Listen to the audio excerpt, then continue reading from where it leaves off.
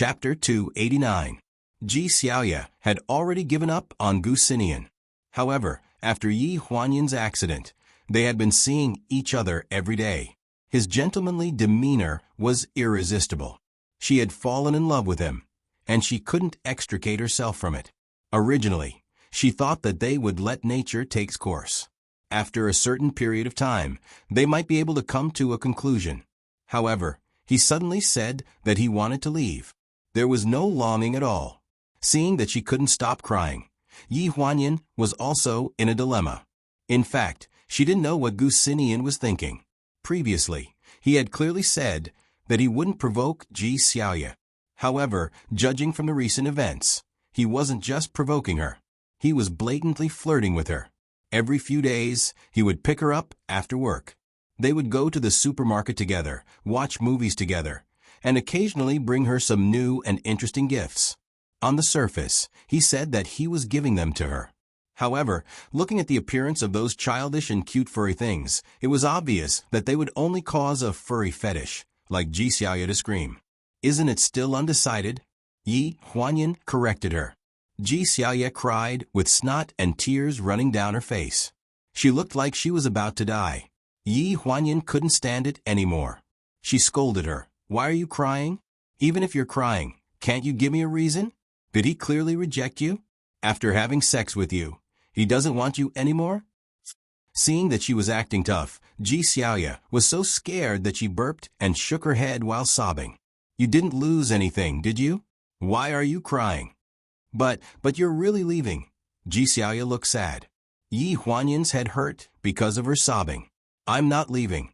Who said that I'm leaving? Isn't my brother asking me if I'm leaving? Can I not leave? I'll give you time. I'll give you a chance to clarify the relationship between the two of you. Really? Ji Xiaoya's expression immediately changed. She looked at Yi Huanyan as if she had won the lottery. Yi Huanyan shook off her hand and curled her lips in disdain. Let me remind you in advance.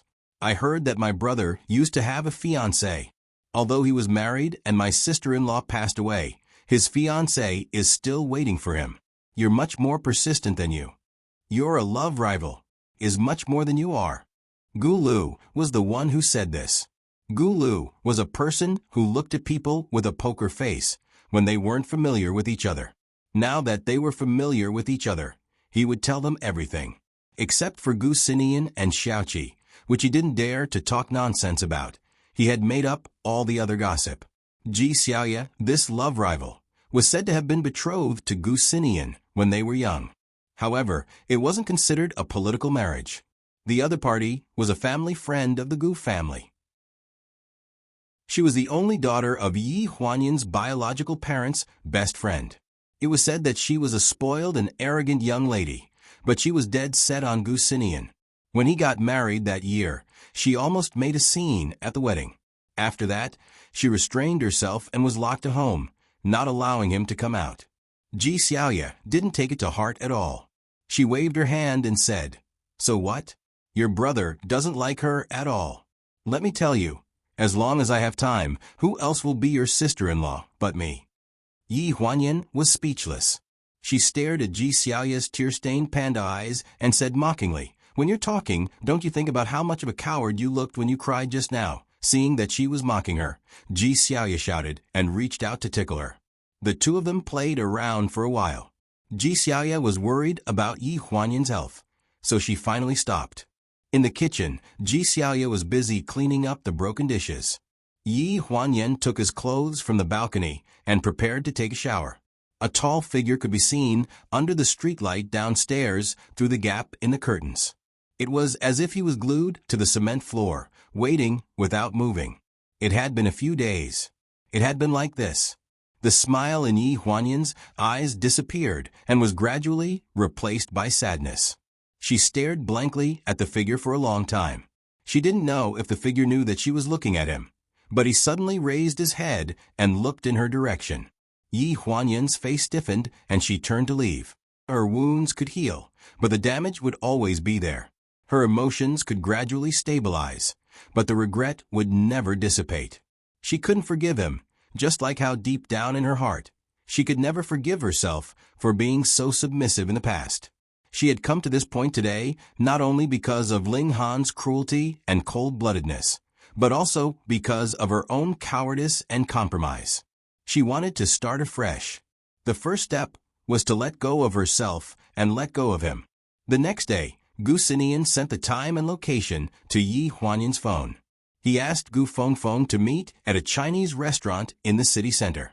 Because Yi Huanyan said that Gu Fengfeng was from Hunan and loved spicy food, they chose a Sichuan restaurant. Gu Xinian probably had something important to attend to, so he didn't come with her. Yi Huanyan originally wanted to come with Ji Xiaoya. They had agreed the day before, but when it was time to call her, she stammered and said that something came up. Since both of them had something to attend to, Yi Huanyan didn't pursue the matter. Other people couldn't interfere in matters of the heart. She didn't ask any more and hung up the phone. Gu Fengfeng wore a formal black business suit and looked like an insurance salesman. She arrived late and apologized profusely. Yi Huanyan smiled slightly. "It's okay. I don't know what you like to eat, so I ordered according to the signboard of this restaurant. You can look at the menu again, no need." Gu Fengfeng waved her hand and said with a forthright smile, "We have eaten together. There is no need to pick." That was right. When they were in prison, they ate whatever they had. After all the dishes were served, Yi Huanyan picked up the teacup and said seriously, "Third sister, I haven't thanked you properly for what you did before. I'll replace the wine with tea. Hey, we are sisters. Why are you saying these polite words?" While speaking, Gu Fengfeng had picked up the teacup and touched the cup in Yi Huanyan's hand. She said with a smile, "I wanted to contact you after you were released from prison, but the business hasn't been doing well, so I forgot about it." Hearing this, Yi Huanyan hurriedly asked, "Do you need my help? If you are short of money or people, I can help you. Although I don't work now, I still have many friends before." She knew that Gu Fengfeng was in the clothing business, so she could ask Su Mang for help in this regard. Gu Fengfeng waved her hand and smiled very happily. "Thanks to you, my business has just improved recently, and I have made a lot of money. How is your health? Are you okay?" Speaking of this, Yi Huanyan's face darkened a little, and she smiled a little reluctantly. "I'm fine." Gu Fengfeng took a deep breath. "Sister, I have been through it before. I ran business with my husband everywhere before, and I also had a miscarriage. I can't be more clear about this feeling. You have to be open-minded." Yi Huanyan was stunned, but Gu Fengfeng had quickly changed the topic. "Does your man usually spend a lot of time with you? At this time, it is the time when women are most likely to be cherished. You have to seize the opportunity. I think your man is so dissolute that there must be many girls chasing after him." Yi Huanyan frowned. "Third sister, let's not talk about this. It is impossible for me to be with him." "Impossible?" Gu Fengfeng looked stunned. "What's wrong? We are going to divorce, so let's not talk about it."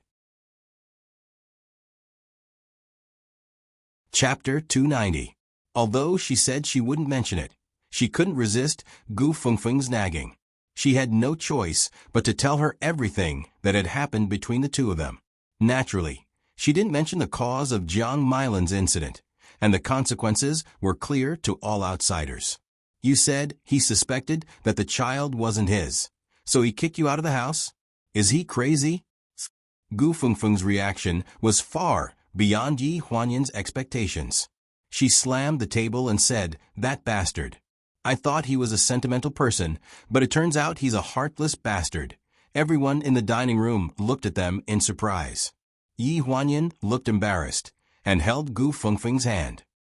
"Third sister, it's okay. It's all in the past. I won't have anything to do with him in the future."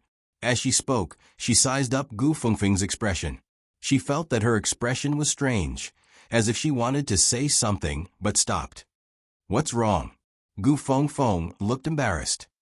"Well, Yan, I didn't know that you had quarreled with him like this before. Now that I hear you say this, I feel strange and embarrassed." Yi Huanyan looked confused. Gu Fengfeng made up her mind and lowered her head. "Didn't I go to the hospital to look for you that day? I wanted to borrow some money from you, but I didn't have enough cash on hand. In the end, I saw you in the hospital and didn't have the nerve to ask. At the entrance of the hospital, I met your man. Ah, no, President Ling. I didn't want to ask him at that time. I was calling my man to tell him that I couldn't borrow money. But he, as she spoke, Gu Fengfeng lost her confidence. In the end, he lent me 500,000 yuan. Yi Huanyan felt her hands and feet go numb. She pursed her lips and didn't say anything for a long time. Gu Fengfeng felt guilty and carefully sized her up. She gritted her teeth and said, "Sister, don't worry. I'll sell the goods at a low price and quickly return the money to him. I really didn't know that you had fallen out with him. I'm really sorry." "I'm fine," Yi Huanyan said weakly. She forced a smile and took out a bank card from her bag. She pushed it in front of Gu Fengfeng and said softly, "Third sister, this is my old salary card. The password is the last 6 digits of my salary card account number. It contains my savings from the past few years. Return the 500,000 to him and keep the rest for your business." Gu Fengfeng frowned and looked at the bank card. She didn't know whether to take it or not. In the end, she sighed and said, "Sister, I'm really sorry."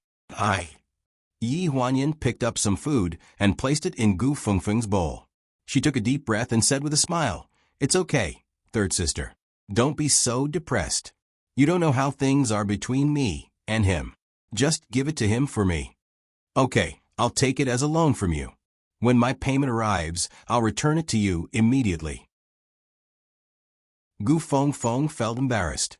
If she had known that Yi Huanyan and Ling Han were going to divorce, she wouldn't have asked for Ling Han's money. Because of the money, the rest of the meal was a little awkward. Gu Fengfeng saw that Yi Huanyan was absent-minded and guessed in her heart. She put down her chopsticks and said, "Sister, let's go. I'll return the money now." Yi Huanyan was slightly stunned. "Don't be in such a hurry. You haven't eaten yet." "I can't eat. If I don't return the money, you won't feel at ease, and I won't feel at ease. Let's go." With that, she packed her things and pulled Yi Huanyan out of the restaurant. Yi Huanyan sat in the front passenger seat and listened to Gu Fengfeng's call. A familiar voice came from the phone. When she heard the voice, she only felt a pinch in her heart. Gu Fengfeng glanced at Yi Huanyan, then lowered her head and said to the phone, "President Ling, just tell me where you are, or I can go to the company and return the money to your assistant. Since you're going to divorce my sister Yan Yan, I can't take the money." "Yan Yan?" "She." Gu Fengfeng subconsciously looked at Yi Huanyan. She covered the phone and said carefully, "Yan Yan, he said he doesn't want the money. He wants to talk to you." Yi Huanyan frowned. She pondered for a few seconds and reached out to take the phone. A hoarse and deep voice came from the phone. "Yan Yan, where are you now?" The person on the other end of the phone was silent for a few seconds. "The company." "Okay, I'll go to the company with my third sister in 10 minutes. I will go downstairs to fetch you. No need. I will call Xiaodong and ask him to come downstairs. You can go back to your work." After saying this, she hangs up. She did not even wait for Ling Han to say anything. In the car, Gu Fengfeng sighed and started the car. "Why are you doing this?" "I think President Ling actually. Third sister, let's drive." The car drove all the way to the entrance of Huanyu Group. Yi Huanyan called Xiaodong in advance. She saw Xiaodong walking out of the building from afar. He looked anxious. Yi Huanyan alighted and passed the card to Xiaodong. "Xiaodong, give this card to Ling Han. The password is the last 6 digits of the account number."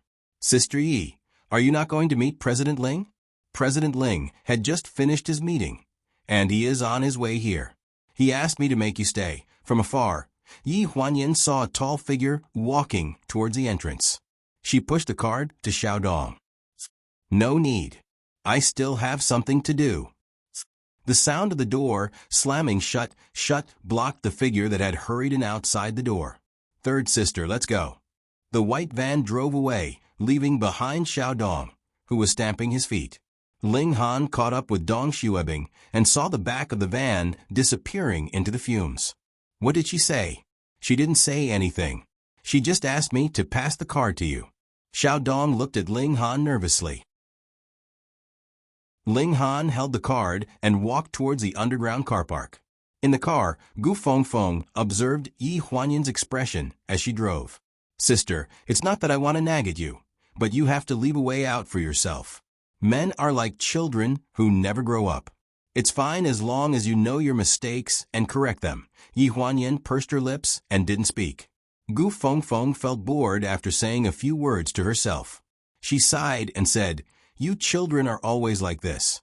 My husband and I both came from the countryside. We run around for money every day. We don't have time to think about love at all. You are just messing around." After saying this, Gu Fengfeng did not want to nag anymore. She kept quiet and got ready to send Yi Huanyan home. Out of the corner of his eye, he suddenly caught a glimpse of a blue BMW following closely behind them. His expression suddenly froze, and he hesitated. He hesitated and said, "Yan Yan, yes. Look at the person following behind us. Is that President Ling?" Yi Huanyan's expression froze. She subconsciously turned around and looked behind her. Through the window at the back of the car, she saw a familiar car plate number and a blurred figure in the driver's seat. Although it was blurred, she knew that it was him. "Should we stop the car?" Gu Fengfeng asked. "No." Yi Huanyan frowned. "Third sister, drop me off at the subway station in front." Chapter 291. Gu Fengfeng's car was parked at the entrance of the subway. Seeing Yi Huanyan get out of the car in a hurry, she hurriedly rolled down the window. She wanted to say something, but she saw that Yi Huanyan's figure had already disappeared in the crowd. She sighed silently. Ling Han's car had already stopped behind her. The crisp sound of the door closing came from outside the car. Gu Fengfeng pouted at the subway, indicating that Yi Huanyan had already entered. Ling Han didn't say anything and chased after her. The subway station with the largest flow of people in the main city was still crowded even if it wasn't rush hour. Now that night had fallen. The entire subway station was innumerable people. Ling Han didn't have a subway card, and he didn't have any cash on him. He was directly stopped by the security. He could almost see Huanyan's figure disappear behind the gate and get off the elevator. "Yi Huanyan," he shouted loudly, ignoring the people in the subway station who kept looking back at him as if they were looking at a crazy person. Yi Huanyan took out her earphones from her bag and plugged them into her ears. She held the handrail of the elevator and followed the elevator downstairs. Then she looked at the countdown on the electronic screen and waited for the next subway to arrive, blocking out all the noise. Ji Xiaoya's apartment complex came out from the entrance of Green Garden Villa. She rarely went out these days, but the security at the entrance still remembered her and smiled at her. "Miss Yi, you're back." Yi Huanyan nodded and smiled, then walked into the complex. Just as she walked under the building, she saw a tall figure who had been waiting for a long time. She stopped and looked at him coldly, as if she was looking at a stranger. "I drive faster than you take the subway." He walked forward with a cold expression. "You have to come back." "So?" She was indifferent. "How long are you going to hide from me? How many times do I have to explain before you understand? The child's matter is irreversible. Even if I said I would protect the child, I couldn't. Your body, that's enough." Yi Huanyan interrupted him coldly. "I know that the loss of a child has nothing to do with you. If I've misunderstood you before, I apologize. I'm sorry." Not long after the operation, both Gu Sinian and Ji Xiaoya told her that the fetus had died in the womb long before the operation. The doctor couldn't determine whether the fetus was still alive, so he asked whether to save the mother or the baby. The best plan was actually to save the mother. Ling Han heaved a sigh of relief. "Since you know, why are you still avoiding me these past few days? I know you're upset, but since we're already married, I don't plan on getting a divorce." Yan, it's only a matter of time before you divorce." Yi Huanyan interrupted him again. "I've already asked a lawyer to submit a divorce application to the court. There won't be any division of assets. If we live apart for long enough, our divorce agreement will automatically take effect." After saying this, Yi Huanyan walked past him, her eyes full of indifference. "So don't come looking for me again. What did you say?" Ling Han's expression changed, and he suddenly grabbed Yi Huanyan's hand, causing her to stumble. "I won't divorce you. Why should we divorce? If you divorce me, who are you going to be with? Su Nianhua or Gu Sinian? Or some other man?" He said this angrily and anxiously, and it sounded particularly mournful in the dark night. He knew everything that had happened in the neighborhood these past few days. He saw everything that Su Nianhua had done for Yi Huanyan, and Gu Sinian also treated her like a treasure. He panicked. He suddenly realized that he hadn't done much for Yi Huanyan. When Yi Huanyan thought of him, she probably wouldn't have any good memories. In the long run, she would leave him. Before he could truly let go of the past and start a life with her, she would leave. Yi Huanyan struggled to break free from his wrist. Her gaze was gloomy as she paused between each word. "What I owe you, or should I say what my mother owes you, a life for a life. I've paid it all. Don't bother me anymore. That's the only thing I expect from you now. We're even. Then start afresh with me." Ling Han gripped her wrist tightly, his eyes already filled with despair. Yi Huanyan looked at him in disbelief, as if she couldn't believe that he could still say such things. "You're crazy. I don't agree to the divorce." He threw out these words, which echoed in the dark night. Her eyes were red, and she bit down hard on his wrist. His mouth was full of the taste of blood, but he didn't even make a sound. He gritted his teeth and waited for Yi Huanyan to finish venting her anger so that she could change her mind. Yi Huanyan bit down so hard that his flesh was dripping with blood. Drops of blood flowed down his slender fingers and fell to the ground, splattering blood flowers. In the end, Gu Sinian and Ji Xiaoya rushed over and pulled the two of them apart. Ling Han still refused to let go. He repeated each word, "Yi Huanyan, come home with me." He was strong and could ignore the bleeding from his wound, but Yi Huanyan couldn't take it. Her entire arm was numb and filled with blood. Her face was pale and covered in cold sweat. Ji Xiaoya stomped her feet anxiously. "Ling Han, you bastard. Do you want to watch her die in front of you? She's just in time." Seeing that he couldn't pull her away, Gu Sinian immediately turned cold and punched Ling Han in the face.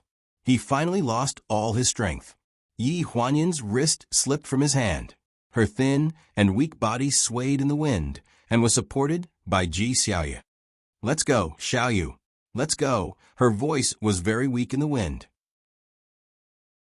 He covered the blood at the corner of his mouth and wanted to chase after her, but Gu Sinian grabbed him by the collar and threw him into the flower bed. His back hit the flower bed's fire hydrant, and he groaned. His vision turned dark. In the darkness, he could only hear Gu Sinian snort coldly, and his footsteps gradually faded away. He supported himself with both hands and struggled to get up. He tried to open his eyes and look ahead, but everything was a blur. The past 11 years were like a dream. Their arguments, insults, lies, hatred, and all kinds of emotions existed in his bones. But even so, he never thought that Yi Huanyan would leave him. He was the one who destroyed Yi Huanyan's love for him with his own hands. He was the one who personally pushed their love bit by bit into the grave. She finally stopped loving him unconditionally. After returning home, Ji Xiaoya was busy stretching Yi Huanyan's arm. As she stretched, she kept scolding. "Ling Han is crazy. Is he going to tear off your arm? I'm going to the police station tomorrow to sue him. He's a F***king lunatic, a bastard, F***king scumbag." As she was scolding, Gu Sinian pushed open the door and walked in. Ji Xiaoya immediately changed her attitude. She coughed dryly and stopped her string of profanities. She smiled and said, "Yan Yan, do you want to drink some water? I'll get you some." Yi Huanyan's eyes were red and swollen. She leaned against the sofa and sobbed. Gu Sinian walked to the side and lifted her arm to continue massaging it. He said in a deep voice, "Big Brother has already helped you vent your anger. You don't have to feel sad for this kind of person." Yi Huanyan took a deep breath and gradually calmed down. "Forget it. I'm tired. I want to rest. After saying this, she stood up and walked in the direction of the bedroom. Her back view looked very lonely. Gu Xinian looked at her back view and frowned. Chapter 292. After that day, Ling Han did not show up at the apartment building for 3 consecutive days. When Ji Xiaoye came back from the supermarket with a large bag of daily necessities, she deliberately glanced at the camphor tree. When she saw that there was still no one, she felt a little frustrated and muttered, "What kind of person is he? I've only waited for a few days. Has it been 2 weeks? He gave up just like that. Yan shouldn't be with this kind of person. He doesn't have any patience at all. What a jerk." Just as she was muttering to herself, a shadow blocked the streetlight from behind her. A familiar scent made her back stiffen slightly. She slowly turned around and said with some difficulty, "You're here." Gu Xinian smiled. "Have you been busy the past 2 days?" Ji Xiaoye avoided his gaze and nodded slightly. Before he could ask further, she stuffed a large bag of groceries into his hands and said hurriedly, "I just remembered that I have something to do. Take these things upstairs." When she saw Gu Xinian come back with a large bag of daily necessities, Yi Huanyan looked at the sanitary napkins that were exposed at the corner of the translucent shopping bag. A look of surprise flashed across her eyes. "You bought these?" He put down the bag. "I bumped into Xiao Yu downstairs. Has she been getting off work this late for the past 2 days?" Yi Huanyan nodded. Then she seemed to recall something and asked, "What did you say to Sister Yulin the other day when I had dinner with her?" Gu Xinian had a complicated look in his eyes. "I said that I wouldn't be coming back after we returned to the States." Yi Huanyan was stunned when she heard this. "Did you make it clear to her?" "I guess so." Yi Huanyan did not understand what Gu Xinian meant by "I guess so." When Ji Xiaoye came back that night, she could not help but ask her about it. Ji Xiaoye's version of events differed from Gu Xinian's. After hearing Ji Xiaoye's version of events, Yi Huanyan finally understood what Gu Xinian meant by "I guess so." "He said he likes me." Ji Xiaoye was a little hesitant. She kept twisting the hem of her pajamas and nestled on the sofa with a look of discomfort. "He asked me what I thought." "What?"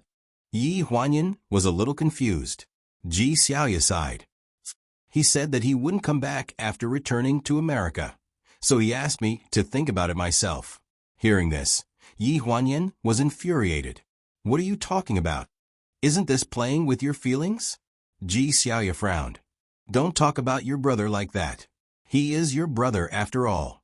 Seeing how submissive she was, Yi Huanyan said in annoyance, "Ji Xiaoye, listen up.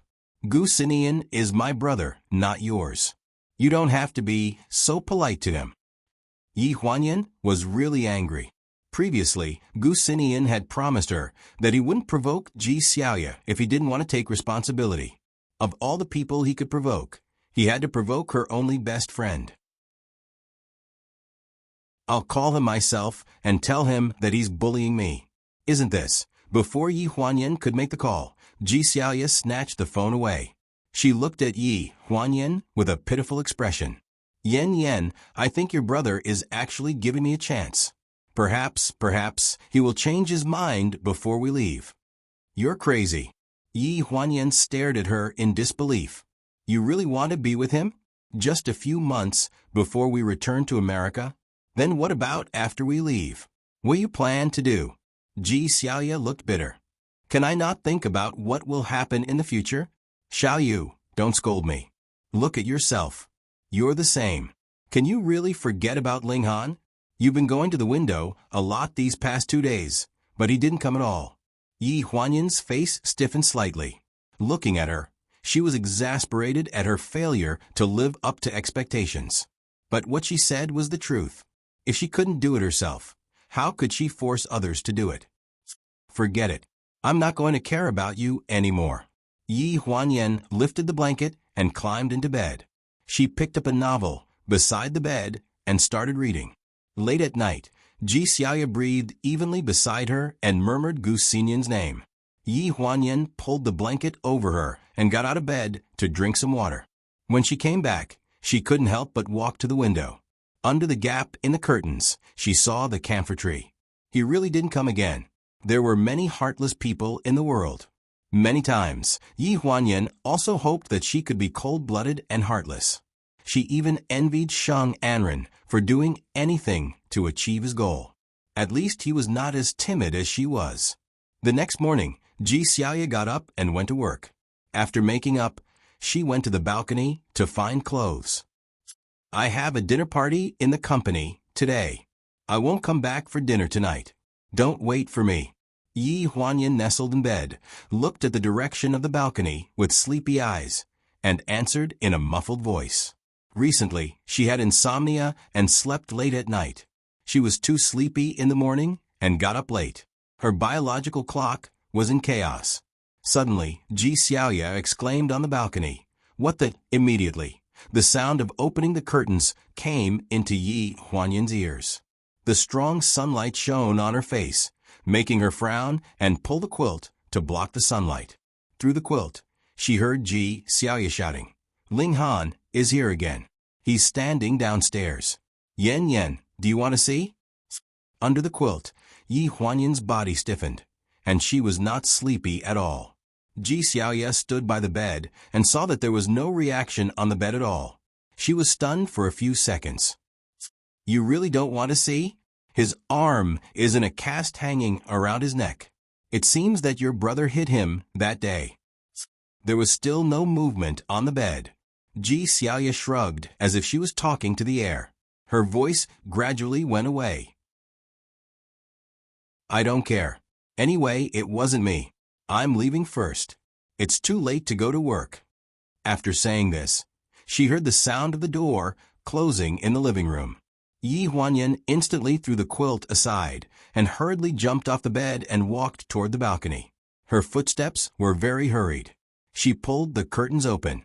Under the glaring sunlight, the tall and straight man was still standing in the same spot where he always stood. He was wearing a white shirt and black pants. He stood there, without moving, like a statue. There was no arm hanging around his neck, like Ji Xiaoya had said. Yi Huanyan was in a daze when a sweet voice suddenly came from the living room. "Aya, I didn't take my bag. I really have to go." Ji Xiaoya was leaning against the door and looked at her meaningfully. "Yan Yan, what secrets do you think you have with me? If you can't let go, then you can't. If you ask me, you should just give him the cold shoulder for a few days and see if he's sincere about changing his ways. It'll be fine as long as he changes." During this period of time, Ji Xiaoya had heard a lot of things outside. For example, Yi Huanyan's name had been kept in the position of the Secretary of Pleasure and Pleasure. During the half-year of her resignation, Yi Huanyan still paid for the insurance, housing, and social insurance. Even her salary was still paid in the salary card as usual. The card was handed over to her by Su Mang the day before. Another example was that Sun Yanhua came to their community every 2 or 3 days to please them. The photos put on the internet by passers-by were deleted before they could spread. Yi Huanyan's information had never been exposed. Another example was that Sheng Anren had moved away from Fujin Court. Since Yi Huanyan had a miscarriage, Ling Han had not been involved with any woman. In these 3 days, the reason why Ling Han didn't come was that his spinal nerves were injured by Gusinian, and he was in a coma in the hospital for 3 days.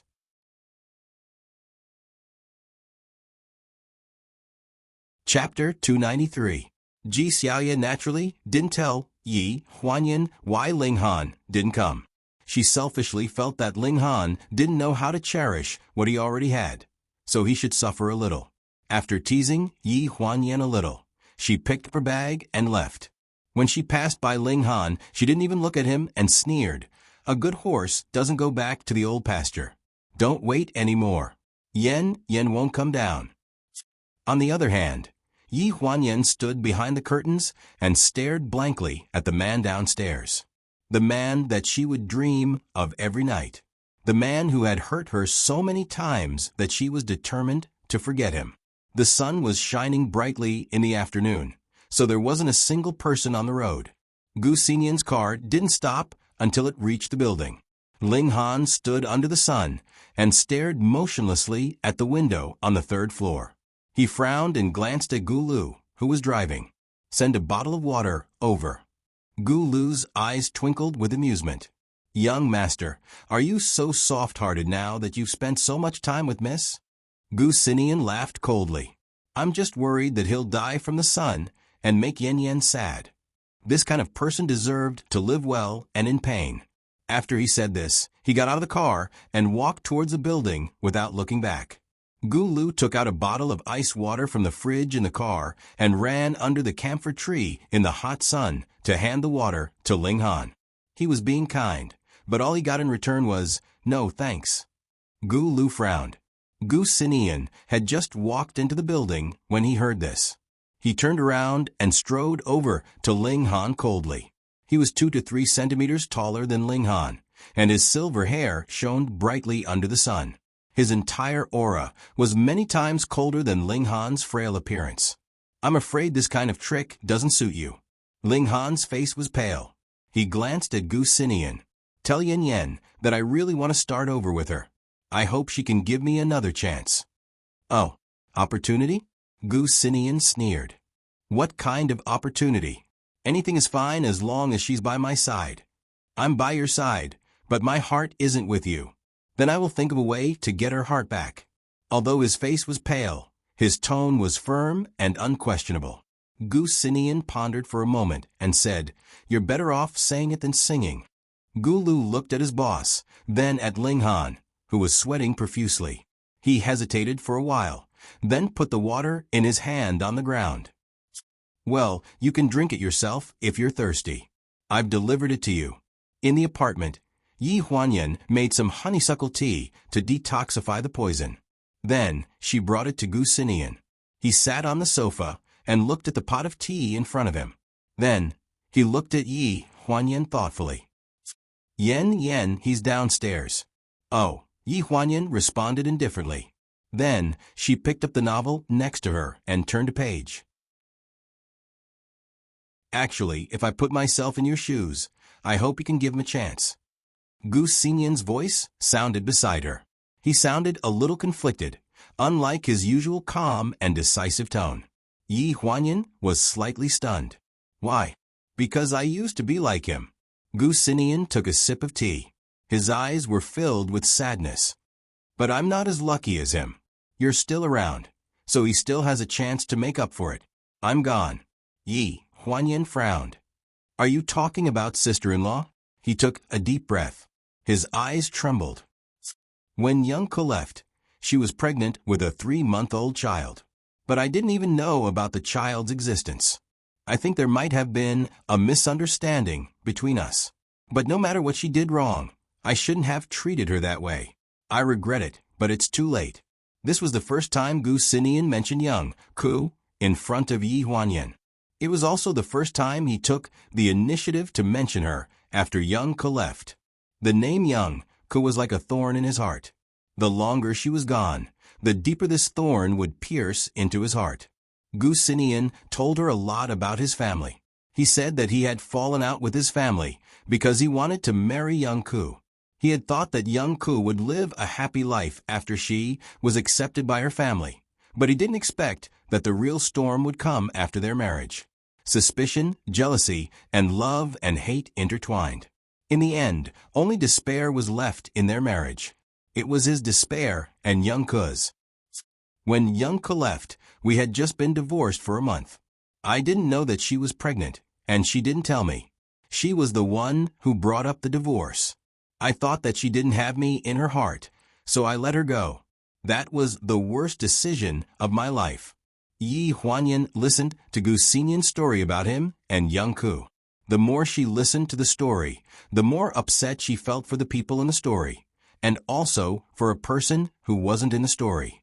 Gu Sinian showed her the photo of young Ku in his wallet. Her eyes froze. The female model you saw looks like her, but it's not her." Gu Sinian explained indifferently. When he mentioned the female model, his eyes were full of indifference. Yi Huanyan's heart clenched. Her voice was hoarse. "Brother, I didn't know about your past. I even threw a tantrum with you Because of Xiaoyu. I'm sorry. Gu Xinian raised his hand and rubbed her head. You're my sister. How could I blame you? After young Ko left, looking for Yi Huanyan became the only mental support in Gu Xinian's heart. He wanted to find something for himself to do. Yen, I'm not saying this to make you feel bad. I just want to tell you that being separated by life and death is a very sad and powerless thing. While you're still young, you still have a chance to let go of it. Yi Huanyan's eyes reddened. If Gu Xinian had appeared earlier, she and Ling Han wouldn't have been like this. If she had known about her identity earlier, then Ling Han's resentment towards her wouldn't have existed. But now, it was too late to take back the water that had been spilled. How could she let go of that dead child, and let go of the thousands of doubts between her and Ling Han that were riddled with holes? The sky outside the window gradually darkened. Dark clouds hung over the sky. A real storm was coming. Gu Xinian glanced out of the window and frowned. He didn't know how much Yi Huanyan had taken in and how much she could let go of in her heart. From her brother's point of view, he hoped that Yi Huanyan would never forgive this bastard. But from Ling Han's point of view, he empathized with him and hoped that Yi Huanyan would give him a chance. Yi Huanyan made dinner. There were 3 dishes and a soup. It was more sumptuous than usual. She kept putting food on his plate to let him eat more. After dinner, she cleaned up the dishes and went to the kitchen to wash them. She looked calm and composed. It seemed that she didn't care about how heavy the rain was outside the window. She also didn't care if Ling Han was still waiting in the same place. Gu Xinian didn't rush her. He was an outsider. He quietly waited for his sister to make a decision. No matter what decision she made, he would respect her in the end. The lightning lit up the whole room as bright as day. What followed was a deafening rumble of thunder. Gu Xinian stood by the window and lifted a corner of the curtain. Looking at the sorry figure in the rain, his frown deepened.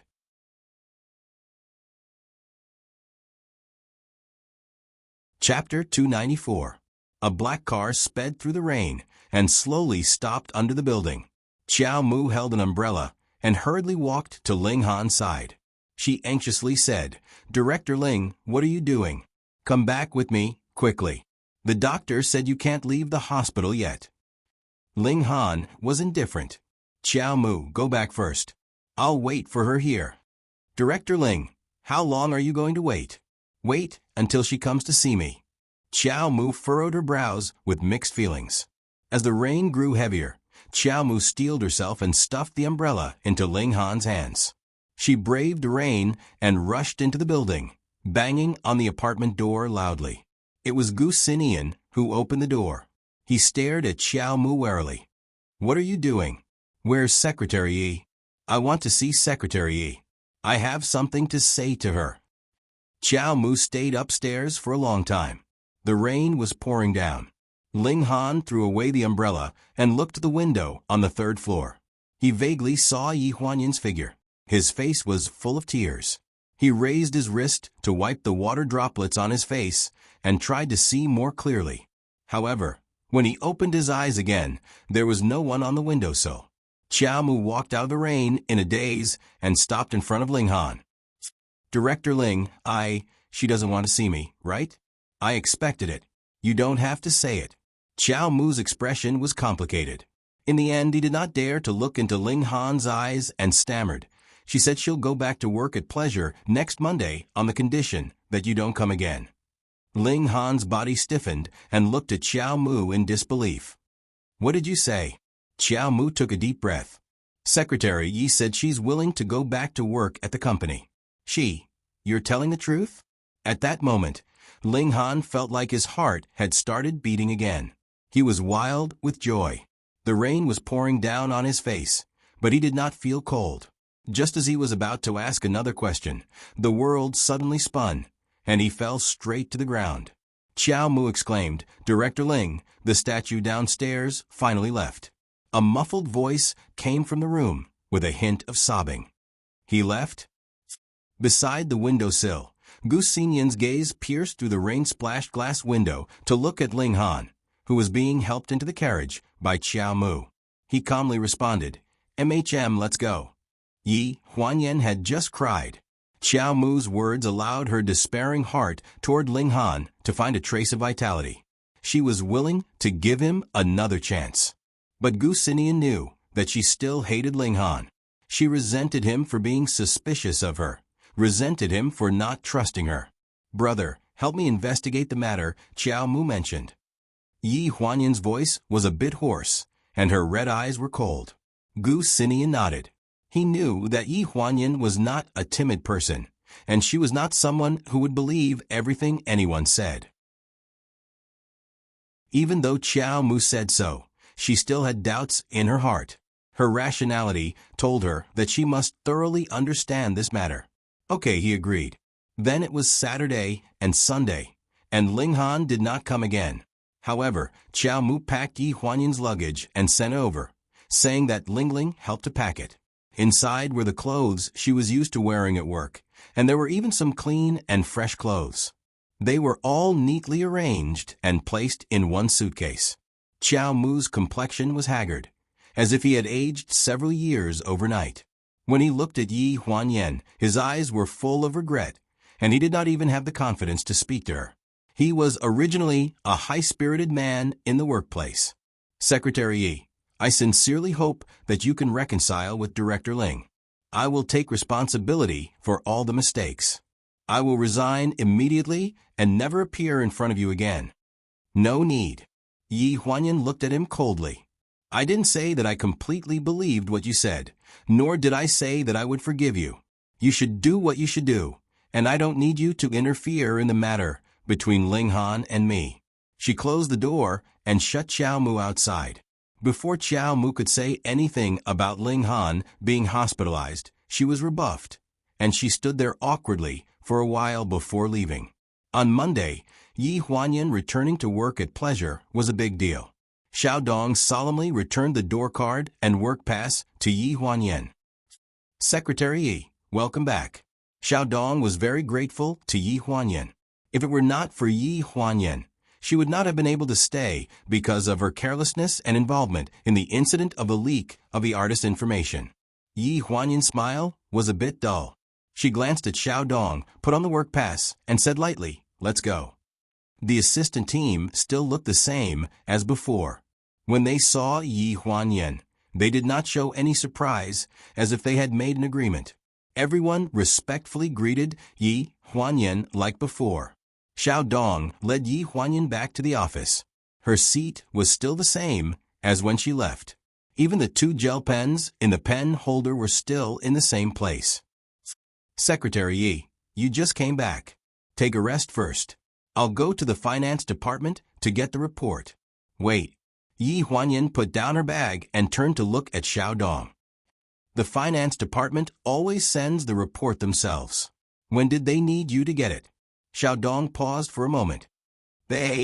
Without Yi Huanyan, the secretary department had become an empty shell. Xiao Dong was not as efficient as Yi Huanyan, and he was too easygoing. It was inevitable that he would be looked down upon. Yi Huanyan frowned and turned around to pick up the phone on the desk. She turned and asked Xiao Dong, "Which month's financial report?" 2 months ago." Yi Huanyan's face darkened when she heard this. Xiao Dong, who was standing at the side, was anxious.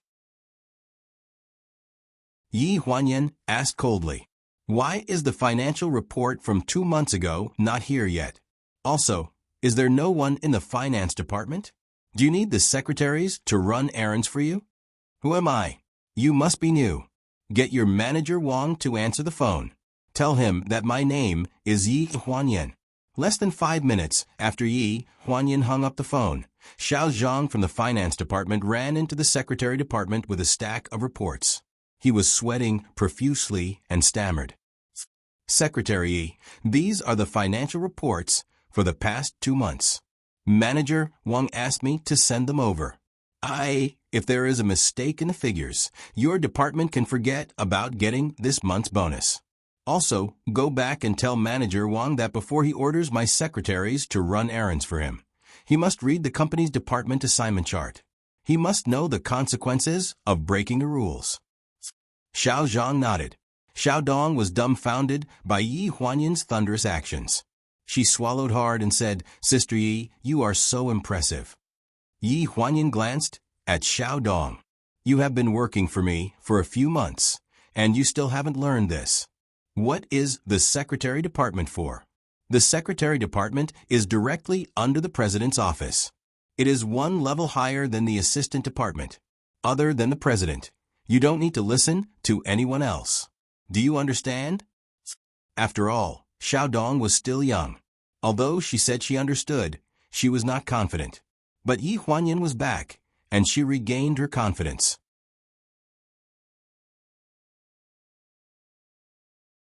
Chapter 295. Yi Huanyan quickly flipped through the Finance Department's report and ticked out a few obvious mistakes with a red pen. Then she put the report aside and said, "Xiaodong, send the report to the Finance Department and have them edit it before sending it back. Remind them that they can forget about this month's bonus. Also, make a trip to the Salary Department and tell them about this matter." As soon as she finished speaking, Xiaodong walked toward the door with the report. Yi Huanyan lowered her head and heard Xiaodong's voice coming from the corridor. "President Ling." The footsteps were a bit muffled, but they soon became very clear and entered Yi Huanyan's ears. "You're here." When Yi Huanyan looked up, Ling Han was standing at the door of the office in a suit, looking a bit haggard. Beside her, Qiao Mu was looking at her with a bit of unnaturalness. She glanced at them and then turned to leave. "I'm going to work first. President Ling, take your time." After Qiao Mu left, Ling Han entered the office and sat down on the sofa, looking a bit reserved. His cautious manner was completely different from before. When this word flashed through Yi Huanyan's mind, she was stunned. The so-called before was only something that happened half a month ago, but in her heart, it already felt like something that happened in her previous life. "Yan, I'm very happy that you can come back. Let's just treat the past as the past. No matter what resentment the previous generation had, I've already let it go since the day I burned my mother's diary. I didn't tell you before, but now that you're willing to come back, I'll explain everything to you clearly." He sat up straight and still, his cold eyes trembling slightly as he looked at Yi Huanyan. Yi Huanyan closed the proposal in her hand, stood up, walked around the table, and walked to the coffee table. "President Ling, this is the proposal for the resort by the river. I've roughly looked through it, and there's no problem. Please sign it." Ling Han stared at her in a daze, but he only saw indifference in her eyes. Yan, this is the company? President Ling. I think there's no need to mention anything other than work." It was as if a small flame in his heart had been extinguished by a basin of cold water. The cold, bone-chilling feeling spread throughout his entire body. She did come back, but her return was to turn a blind eye to him, which was also the greatest revenge against him. Seeing that Ling Han did not accept the proposal, she simply put the folder on the coffee table. Then, she stood up straight and walked to the desk by herself. With her back turned, she said, "I don't think the proposal submitted by the planning department for Su Nianhua's birthday party at the end of the month is very good. I'm going to be responsible for following up on this case. What do you think, President Ling?" At the mention of Su Nianhua, Ling Han's expression stiffened. Yi Huanyan stood behind the desk with both hands on the desk. She leaned forward slightly and curled the corners of her mouth to reveal a faint smile. "President Ling, do you think it's not a good idea?" A trace of coldness flashed through his eyes. He stood up and forced a smile at Yi Huanyan. "Good, very good." He turned to leave, but was stopped by Yi Huanyan. "President Ling, you haven't read the proposal yet." Ling Han took a deep breath and suppressed the resentment in his heart. He turned around and quickly signed the last page of the proposal before leaving without a word. The moment the door to the president's office closed, a violent coughing fit was shut inside. There were specks of red on the black and white checkered Burberry handkerchief, which exuded the smell of blood. Qiao Mu left her seat when she heard the sound and hurried over. Her face turned pale when she saw the situation. "President Ling, how did this happen?" "Go back to the hospital." The doctor said that you still need to stay in the hospital for observation. I'm fine. Ling Han took a deep breath and tried his best to steady himself as he walked toward the office desk. However, his steps were a bit unsteady. When he reached the office desk, he casually tossed the handkerchief into the black trash can and looked up at Xiao Mu. You don't need to tell her about this kind of thing. Xiao Mu was naturally well aware of who he was referring to by her. He knew that he was beyond redemption for causing this situation today. When he thought of Ling Han's body, he felt even more regret. The 1.8-meter-tall man stood behind the door with reddened eyes. President Ling, whether you're willing or not, I have to ask the doctor to come and take a look at you. I said there's no need. Ling Han frowned. Go back to your seat and do what you need to do. I know my own body best. It was just that he was pushed by Gu Xinian that day and knocked into a fire hydrant, breaking 2 of his ribs and causing some internal bleeding. He was supposed to stay in the hospital for observation, but Yi Huanyan came back to work. This was his only chance, and he was not willing to lose it. Through the glass door, Yi Huanyan's gaze landed on the tightly shut door of the president's office. Not long after Ling Han went in, Xiao Mu opened the door and came out. Her eyes were red, and she looked like she was about to cry. A trace of astonishment flashed through her eyes.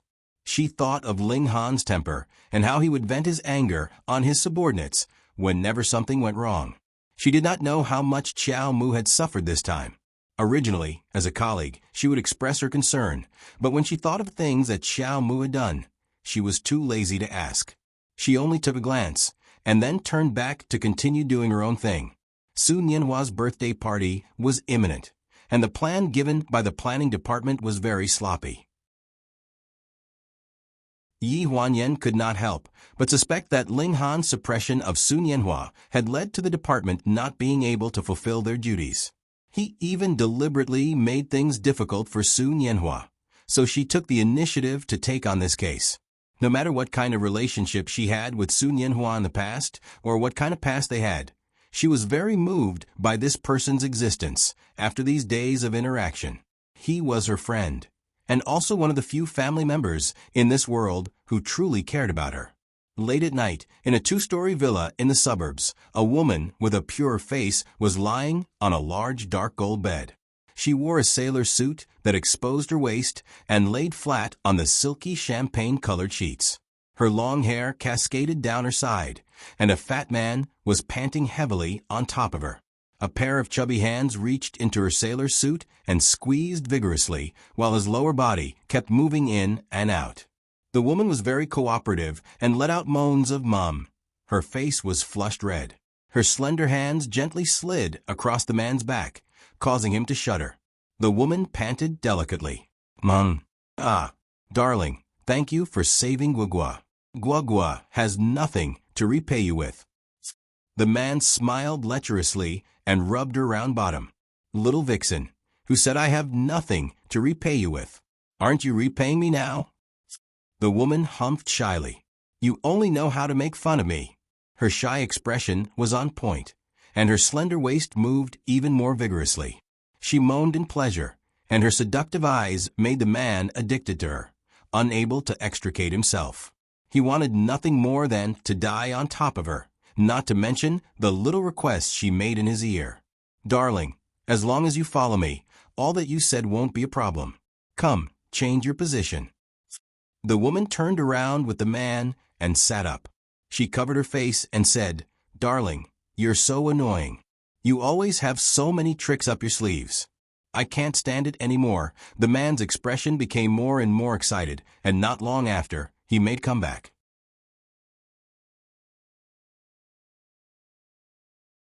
Chapter 296. After work, Ling Han appeared in front of the secretary's office. "I will send you back." Yi Huanyan packed her things and did not even look up. "No need. There is a traffic jam during peak hours. It is more convenient for me to take the subway." Ling Han threw his car keys to Xiaodong and took Xiaodong's MRT card to accompany her on the subway. Through the crowded crowd, he pulled the ring of the subway and cut open a relatively ample space in the corner of the carriage, where Yi Huanyan was standing. He impatiently squeezed through the men who tried to lean on Yi Huanyan one after another. Yi Huanyan was leaning against the corner and looking at Dong Xuebing coldly, without saying a word. In the subway, there were beautiful girls who kept staring at him. There were also handsome young men who couldn't take their eyes off Yi Huanyan. Some of them even asked for her contact details. Ling Han said, "This is my wife." The young man who asked for Dong Xuebing's number blushed. Yi Huanyan said, "I don't know him." The young man's face turned even paler. The pretty girl accidentally bumped into Ling Han's arms and blushed. She waited for the subway to stop and bumped into him again. Ling Han was the first to lose his patience. He changed his position and turned his back to the girl. He was looking at Yi Huanyan carefully. Dong Xuebing was looking at the young man's phone calmly. "This game of yours is very interesting." The young man blushed and moved closer to Dong Xuebing to teach her how to play the game. Ling Han's face turned cold. He was about to lose his temper when he saw Yi Huanyan giving him a sarcastic look. He could only suppress his anger and stare at the young man who was playing the game. He stared at him until his hair stood on end. It was already dark when they got off the subway and returned to the apartment. Dong Xuebing and Dong Xuebing kept a 5 meters distance from each other and walked one after the other. Yi Huanyan kept glancing at Dong Xuebing from time to time. She could see his clothes and hear his steady footsteps. These days lasted for a week. On this day, Ling Han was waiting for Yi Huanyan to get off work at the entrance of the secretary's office. Without a word, Yi Huanyan packed up her things and entered the elevator. She directly pressed the button for the basement floor. Ling Han's gaze froze. "You're not taking the subway today?" "I'm taking the bus today." These 4 words made Ling Han wild with joy. After getting off the elevator, he touched his pocket and suddenly realized that the car keys were still with Xiaodong. His face immediately froze, and there was a hint of anxiety in his tone. "That, Yan, wait for me. I'll ask Xiaodong to bring the keys over." Yi Huanyan acted as if she didn't hear him and walked straight into the depths of the garage. Dong Xuebing's white sports car drove out of the garage and rolled down the windows. Su Nianhua was in the driver's seat. Dong Xuebing nodded at Dong Xuebing with a gentle smile. The smile on Ling Han's face gradually froze. He stared blankly as Yi Huanyan got into the car without looking back and drove off. Dong Xuebing's fingers were trembling as he held onto his phone. Dong Xuebing panicked and held onto the wall for support. He could smell blood in his chest. Cough. Dong Xuebing coughed violently, and there was a puddle of blood on the concrete floor. Had her love for him really come to an end? Dong Xuebing's eyes dimmed as he looked into the distance. In the car, Su Nianhua held onto the steering wheel and asked, "There should be no problems at the birthday party. I can go to the rehearsal myself, but you are not feeling well. You can go back and rest. I think it's better to keep an eye on them. Don't let the staff slack off. There must not be any problems with the props. What if the fans lose control and throw a light at the party? It will be a disaster." Su Nianhua couldn't dissuade her and could only sigh helplessly. She thought of Ling Han's stunned and disappointed look just now and couldn't help but ask, "I saw that Ling Han's expression was very bad. Didn't you tell him that you were going to the rehearsal with me?" After returning to Pleasure City, Yi Huanyan started to prepare for Su Nianhua's birthday party. He personally took care of everything, from the big bookings to the small gifts given to the fans. Other than wanting to make the birthday party perfect, Dong Xuebing also wants to let Dong Xuebing handle all the secretarial work. In the 6 months after she left the company, Xiaodong was almost like a figurehead secretary. He had only learned a little from Yi Huanyan, so he didn't know anything. As a result, he didn't have any confidence, even though he was in a high position. She was busy with her work, and Ling Han was trying his best to smile. It was as if everything was reversed. This kind of concession was enough to make an ordinary woman content. However, Yi Huanyan was not this kind of person. When she heard Su Nianhua's question, she frowned. My current relationship with him is not enough for me to tell him everything. No matter what he suspects, I did not do it. I am not guilty. It is not my fault for suspecting someone. It is his own fault. Even though Xiao Mu admitted that he secretly switched the paternity test results, she still felt that it was Ling Han's fault for trusting others and suspecting his wife. Suspicion and jealousy were Yi Huanyan's biggest disappointment in him. Ling Han did not know that Yi Huanyan gave him a chance in hopes that he would learn to trust others. Sun Yanhua was very clear about Yi Huanyan's thoughts. If there was anyone in this world who truly understood Yi Huanyan, it would be Ji Xiaoya and Ji Xiaoya. Their youthful love might have become a thing of the past for Yi Huanyan, but in the past 10 years, Sun Yanhua had repeatedly recalled and deliberated over her every word and every expression in his heart. He knew her stubbornness and pride, and he also understood her fragility and sadness. He was clear about her cluelessness, and he also knew her intelligence and kindness. His understanding of her had already penetrated deep into his bones. He also knew that the past was the past. They could not start over again. No matter how much she hated that person had already occupied her entire heart, and no one else could enter it. The obsession that started from returning to the country ended with his own hesitation in front of the operating room. Ling Han did not hesitate to say, "Save the Lord." In his eyes, he cared wholeheartedly about Yi Huanyan. He only cared about her as a person. Oh, right, on the program list. Was it you who arranged for Sheng Anren to be the special guest at my birthday party? Sun Yanhua suddenly remembered this. Yi Huanyan nodded and said seriously, "She's famous enough, and there's enough talk about her. She's also from the same company, so the outside world won't say anything even if we ask her to help." Moreover, she owed him such a large debt, so it was natural for him to ask her to do something for free. Just because of that? Sun Yanhua asked. Yi Huanyan was slightly taken aback, but soon after, as if she wanted to give him a hint, she nodded firmly. "MHM." Sun Yanhua furrowed his brows, revealing a somewhat worried expression. Some people might not think that way.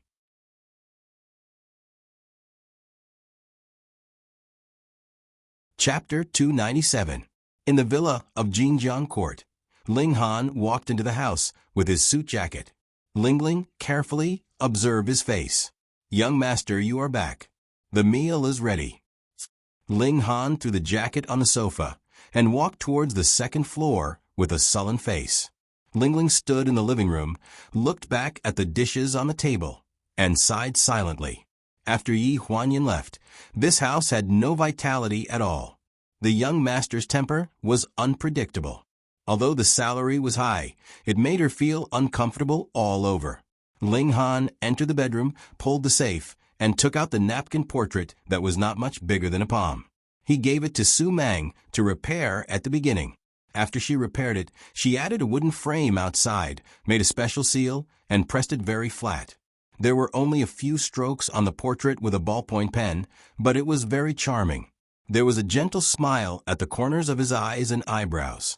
That was himself 8 years ago, or the self in Yi Huanyan's heart 8 years ago. He never thought that he was a gentle person, whether to his friends or family. In his impression, he always seemed to be very impatient when they were around. After leaving home in his teens, he lived in the United States. As soon as he turned 18, he moved out and rented a bachelor apartment. He had never seen what real feelings were like, and he didn't remember how his parents got along with each other before Jiang Milan appeared in Ling Doming's life. He didn't deny that he was emotionally deficient, but he had no strategy to deal with it. That portrait was one of the more special things that Yi Huanyan had given him. In fact, he still had many things that she had given him, either intentionally or unintentionally. There was the thumb-sized statue of Liberty tied with a red string, a little frog that could bounce, a pink fountain pen, and a pair of gloves with a white ball of fluff.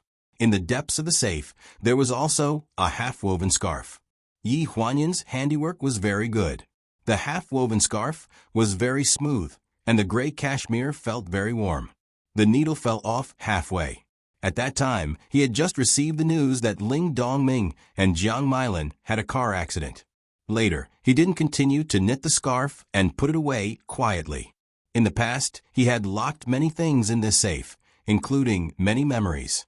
Until he saw Yi Huanyin's cold attitude towards him for the past 2 days, saw her get into Su Nianhua's car without looking back, saw the man in the car smiling gently and dotingly. He suddenly realized that he had lost his entire world. It seemed that he should be angry. If it were him in the past, he would definitely rush up to Yi Huanyin and drag her home. He would fiercely scold her, humiliate her verbally, and ask her why she was so fickle and shameless. But now, there was a deep sense of powerlessness spreading in his heart. She was a free person and never owed him anything. However, she was treated as a tool for him to vent his anger on Wen Qingwan's accidental death. He treated her unreasonably for an entire year. What right did he have to be angry with her and ask her to do as she wished? The night was waning, and a lonely shadow was printed on the curtain, swaying until dawn. After work for 3 days in a row, Yi Huanyin followed Su Nianhua to the scene of the birthday party to arrange the dress rehearsal. This was the first birthday party of Su Nianhua after he returned to China. It was also a return to his fans, which was equivalent to a solidification of fans, so it was a very important thing for him. The day before the birthday party, Yi Huanyin went to Fengshan to get the costume for Su Nianhua's birthday party. She met Su Mang, who had just come back from Bali.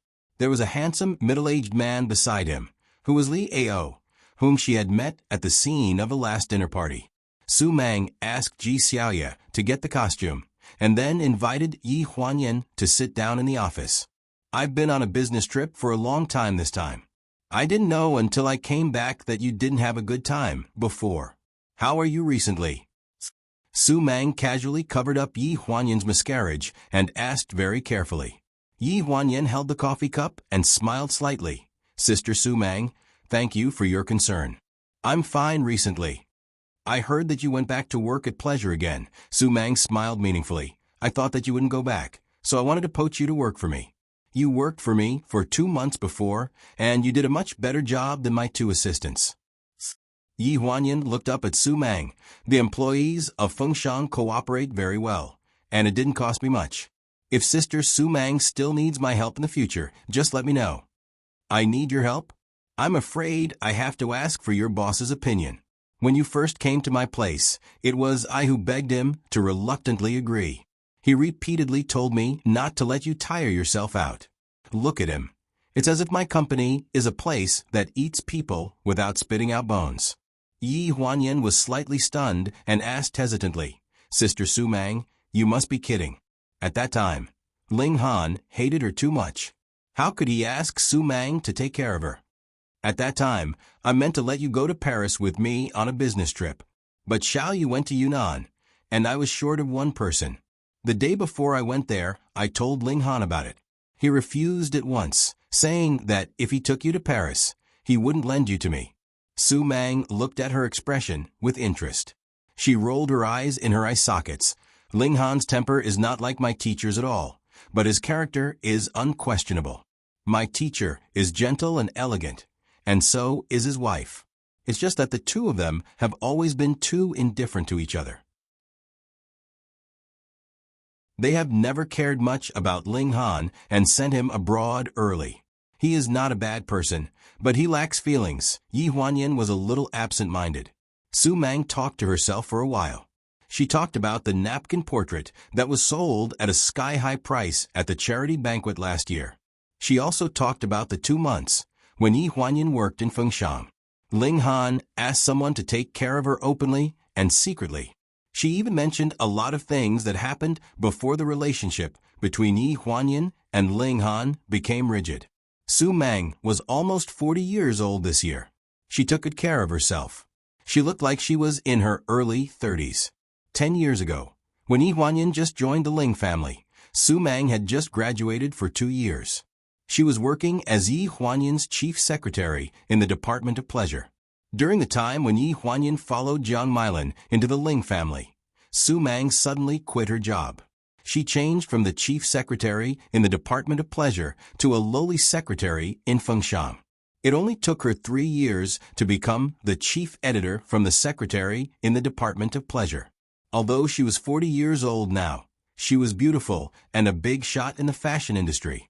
She was not short of young men who were pursuing her. But it was not until 2 years ago that people heard that she was in a relationship. 2 years ago, on the night of the New Year's Eve, the paparazzi photographed her drunk in a bar in Hokkaido, Japan. Li Ao was accompanying her. Su Mang looked at Yi Huanyan with a kind of loving attitude of an elder. My teacher is really rational. She knows what she wants and doesn't want, what can be compromised, and what is the bottom line. But Ling Han is different. He is like a ripe persimmon. He looks perfect when he is red, but in fact, only those who eat him know how unripe he is inside.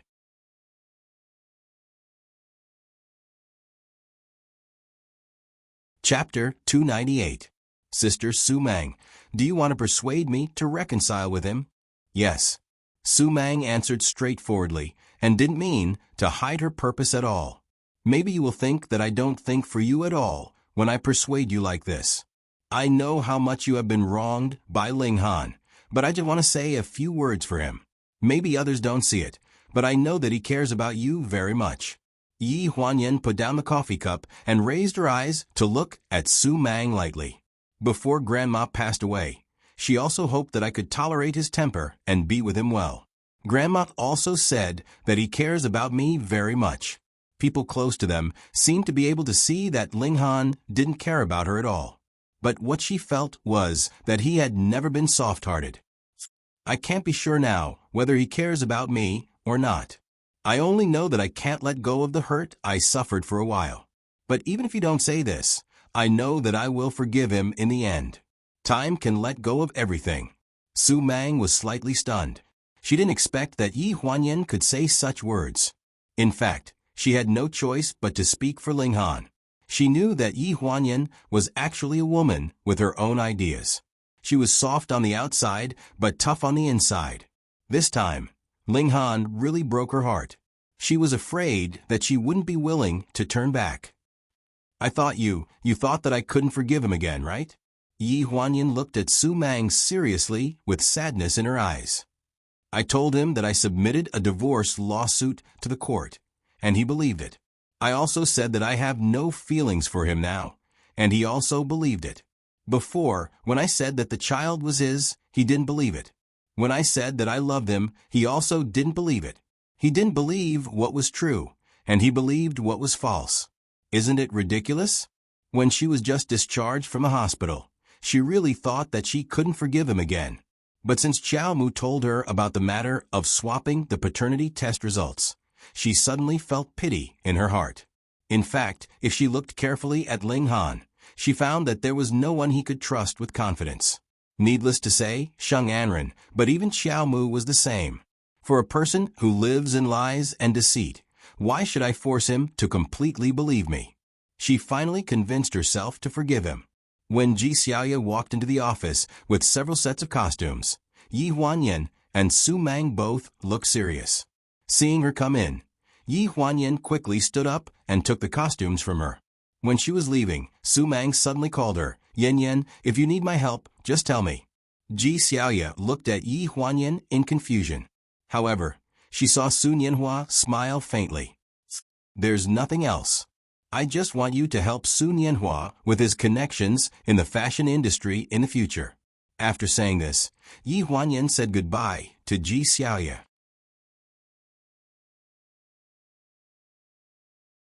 The three girls were so excited that they couldn't control themselves. One of them hugged Yi Huanyan and kept saying thank you. Yi Huanyan was knocked into the chest by the passionate hug. For a moment, she couldn't get used to it. She was stunned for a few seconds, and a smile appeared in her eyes. Sun Yanhua was preparing in the dressing room. When he saw Yi Huanyan come in with three young girls, he was stunned. They're your fans. Yi Huanyan smiled apologetically and said, they bought tickets from scalpers outside and couldn't get in. So, I helped to do you a favor. Before the birthday party starts, I brought them in to see you. After they sign an autograph and take a photo, I'll bring them out. It won't affect other arrangements. The three girls were very lively. On the way in, they chattered with Yi Huanyan for a long time about Sun Yanhua. In the end, when they saw their idol in person, they were stunned. They saw the three of them staring at them. Sun Yanhua was a little embarrassed. He smiled and said, "Isn't it a little different from what you see on TV? Are you disappointed?" The three of them shook their heads like a rattledrum. The girl who had been crying outside the door explained anxiously, No, Brother Hua, you're very good-looking. You look like a fairy." As soon as she said that, Sun Yanhua was stunned. Yi Huanyan and the staff next to them laughed out loud. She described a man like a fairy. The girl really knew how to praise people. After signing an autograph and taking a photo together, the three girls followed Yi Huanyan out of the venue with satisfaction. The little crybaby from before was now lively and cheerful again. She even asked Yi Huanyan in a gossipy manner, "Sister, what's your relationship with Brother Hua? Are you his assistant?" "I don't think so. You guys seem to have a good relationship."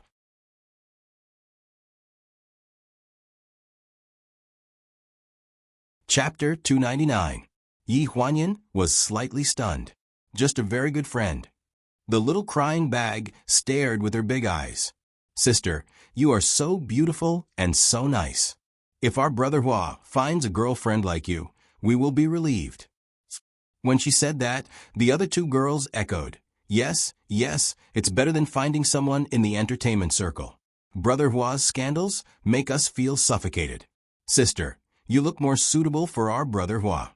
"You really misunderstood," Yi Huanyan explained, not knowing whether to laugh or cry.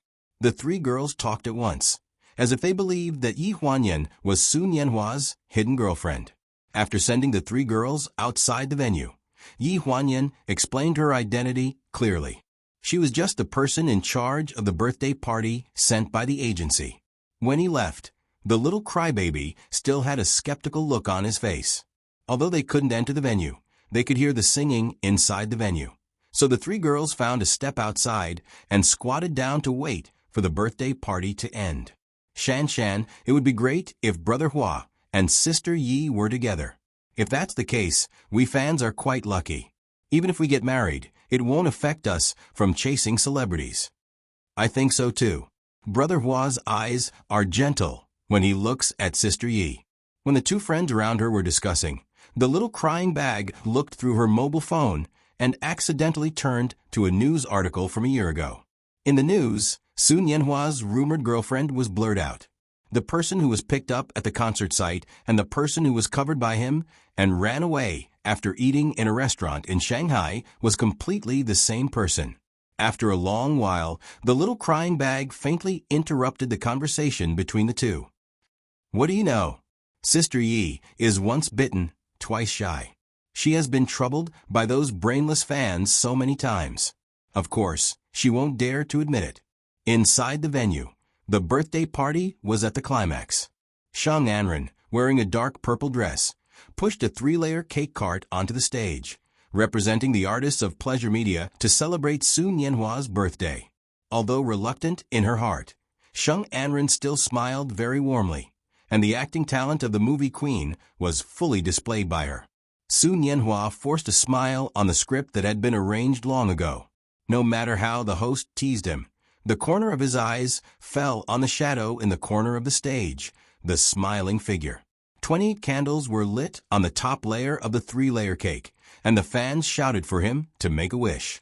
He held the microphone in his ear and said in a gentle and delicate voice, "People say that birthday wishes will only come true if they are hidden in the heart, but I think it's easier to say it out loud and let the relevant people hear it." The cheering fans gradually quieted down, and Yi Huanyan was also stunned. She looked through the script. There didn't seem to be such a part. A dream in 10 years, a dream for 10 years. 11 years ago, when I didn't plan to become a singer, my first fan told me that if I became famous, she would be my agent and assistant in the future and organize the most perfect concert and birthday party for me. Backstage, a tall and straight figure came. After hearing Sun Yanhua's voice from the loudspeaker, he gradually stopped. The voice from the loudspeaker was very gentle. It was Sun Yanhua's nostalgia for their past and also respect. With a sincere attitude, he announced his past relationship to the public and reminded his fans, "She is an irreplaceable existence in my life. I care about her and all of you. That's why I'm sharing this story with you. I hope that if there are any friends who know the inside story, please don't disturb her. She is a very, very, very good girl. I let her down back then." He admitted his mistakes, protected her, cherished her, and protected her peace and happiness. In the past year, he had done everything he could to make up for it. Ling Han leaned against the wall of the backstage corridor, took out a cigarette, and lit it with a pop. He smoked one cigarette after another until Sun Yanhua finished telling their story and his blessings to Yi Huanyan. In the smoke, he became a complete outsider. After the birthday party ended, Sun Yanhua was escorted backstage by the security guards, surrounded by fans. By the time he finished signing the photo album and finishing up some other work, it was already late at night. The cleaners at the scene were packing up balloons, glow sticks, and other things. Most of the staff had left. Yi Huanyan had to prepare for the promotional work after the birthday party, so she rushed back to the company early to work overtime. After it was over, Sun Yanhua put on a jacket and declined Remy's offer to send him back to the apartment. He put on a mask and walked out alone from the back door, but he saw Ling Han at the back door. "Are you free? Let's have a drink." Sun Yanhua was slightly stunned. He was surprised that he would coincidentally meet Ling Han here. Soon after, he laughed self-deprecatingly. "Director Ling really knows my whereabouts clearly. He even knew that he came out from the back door." A trace of awkwardness flashed through Ling Han's eyes, but he had no intention of explaining. Sun Yanhua, on the other hand, opened the door and got in the car, looking like he didn't care. "Let's go. I want to have a drink too." At the headquarters of the pleasure group, Yi Huanyan sent the materials of Sun Yanhua's birthday party to the publicity department's email. Then she took a cup of coffee to the pantry. She was destined to work overtime tonight. Sun Yanhua's reminiscence of the past at the birthday party had already rushed to the top of the hot search list. The entire company's public relations department and Sun Yanhua's studio were flooded with calls. The media was asking about the protagonist of the relationship and whether Sun Yanhua was still single. It was common for Sun Yanhua to be involved in scandals. Sometimes, he had to cooperate with the company to create some hype. After all, a male artist who didn't have any scandals all year round was more likely to be suspected of being gay, which wasn't good for his image. Just as she came back from making coffee, she suddenly heard a noise from the office. Yi Huanyan was slightly stunned. She was the only one working overtime on the entire president's office floor. In order to save electricity, she only turned on a hallway light and a desk lamp in the secretary's office. Now that she suddenly heard the noise, she couldn't help but panic. However, the building's security guards were on patrol 24 hours a day, so she wasn't worried about a thief. Thinking that it might be the public relations department looking for her, she boldly walked towards the office. When she walked to the door, she saw that the door to the president's office was open. It was dark inside, and there was a rustling sound. She was slightly stunned and asked hesitantly, "Who's inside?" No one answered. She carefully walked into the door and fumbled for the switch on the wall. Suddenly, she was surrounded by a strong smell of alcohol. She cried out in alarm, and before she could react, her whole body was pressed against the wall. Her entire back fell into a broad embrace, and that person wrapped his arms around her shoulders from behind. The coffee cup in her hand fell to the floor with a loud noise, and the hot coffee spilled all over the floor with steam rising from it.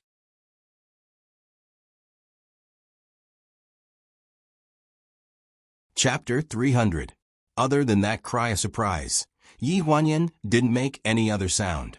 She didn't even struggle. She used her fastest speed to smell the familiar scent on his body. It was strange that the smell of alcohol was so strong that it almost suffocated her, but she was very sure that the person who was hugging her and refusing to let go was Ling Han.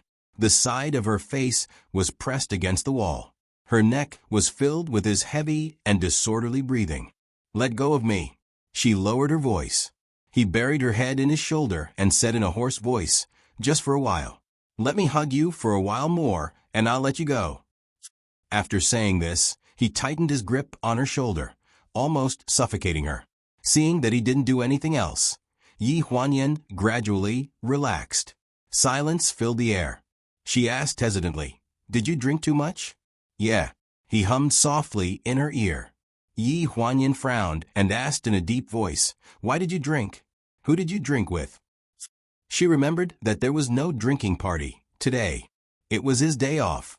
As if he didn't hear her, he muttered, "You're leaving, Yan Yan. You're leaving, aren't you? You still have him in your heart. I'll let you go." When she heard this, the fire in Yi Huanyan's heart surged. Finally, she impatiently struggled out of his embrace. She turned around and put her hands on his shoulders.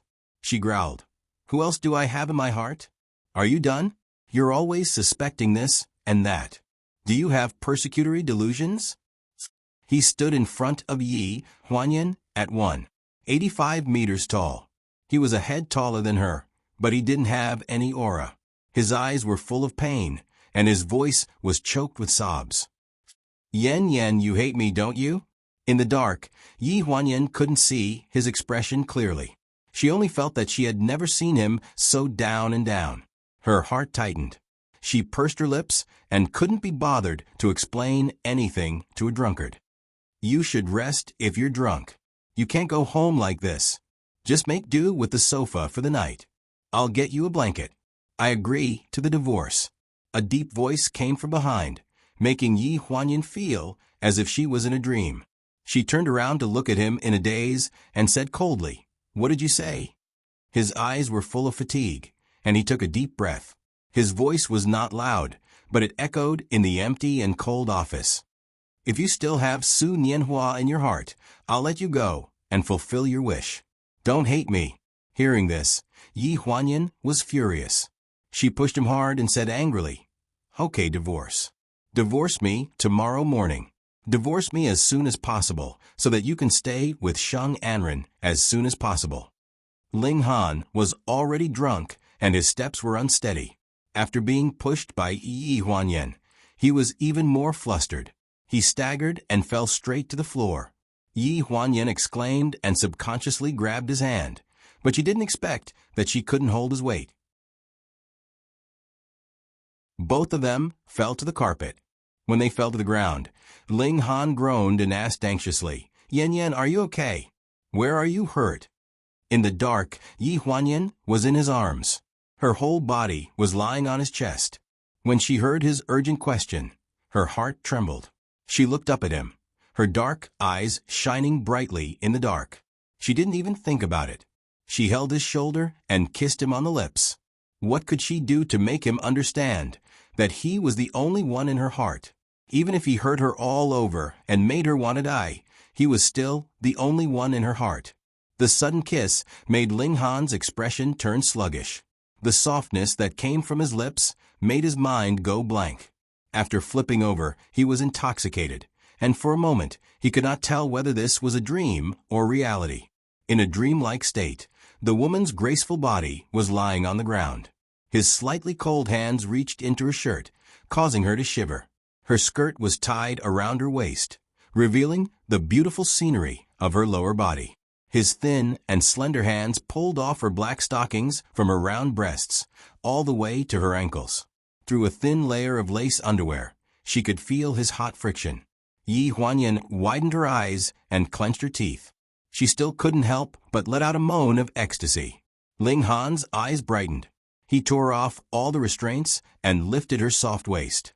Between a pair of white and soft thighs, there was an iron-like heat cruelly interspersed. The man's heavy groan, the woman's coquettish moan, the sound of the man and woman's bodies intertwining, and the sound of clothes rubbing against each other as they rolled on the carpet. It was like a symphony of lust, getting stronger and faster. For the whole night, they greedily demanded each other's body. Outside the large floor-to-ceiling glass window in the office, the lights of Lanjiang City could be seen. Inside the window, the fog was naturally rising temperature. In the dim light, the two people who were rolling on the ground madly made love. They crazily enjoyed this passionate night, using their hot bodies to vent the desire in each other's hearts. The night was waning, dawn was coming, and the east showed a touch of white. When Ling Han woke up from the black leather sofa, he was covered with a thin beige woolen blanket. The room was clean and tidy. Except for his naked body, there was no trace of last night's passion in the entire office. He had a splitting headache and sat on the sofa in a daze. A wet dream? This wet dream was a little too realistic. With a hangover, Ling Han took a shower in the office before coming out. Wrapped in a large gray bathrobe, he stepped barefoot on the carpet. Just as he was tying the belt, he suddenly felt that the soles of his feet were a little sticky. He was stunned and lowered his head to look at his feet. Near the door, there was a stain on the brown plush carpet that couldn't be seen if he didn't look carefully. This stain made a small piece of the carpet stick together. He squatted down and touched it, smelling a faint coffee aroma on his fingertips. Last night, the coffee cup fell to the ground. The groan when he fell, the pain from his waist, and the sound of clothes rubbing against each other flashed through his mind. This wasn't a dream. That lingering kiss that she took the initiative to do was real. For a moment, he was wild with joy. He couldn't wait to cut this stain off and keep it forever. Ji Xiaoya's bedside alarm rang twice. Sleepily, she sat up and saw a sneaky figure in the living room. She rubbed her eyes and said in a daze, "Yan Yan, don't tell me you worked overtime last night and only came back now." Yi Huanyan's back stiffened, and she turned her head guiltily. "Yes, it was too late to work overtime. I just came back. Ling Han is really crazy." Yi Huanyan was completely guilty and timid. When she heard Ling Han's name suddenly, she retorted, "What does me working overtime have to do with him? It's not like I worked overtime with him." Ji Xiaoya looked at her strangely. "Isn't he your boss? Isn't it because he made you work overtime?" Yi Huanyan looked embarrassed. "Hey, why do you look so pale? Why are you sweating so much?" Yi Huanyan hurriedly avoided her gaze and stuttered, I'm fine. Go wash up. I'll go to work after I change."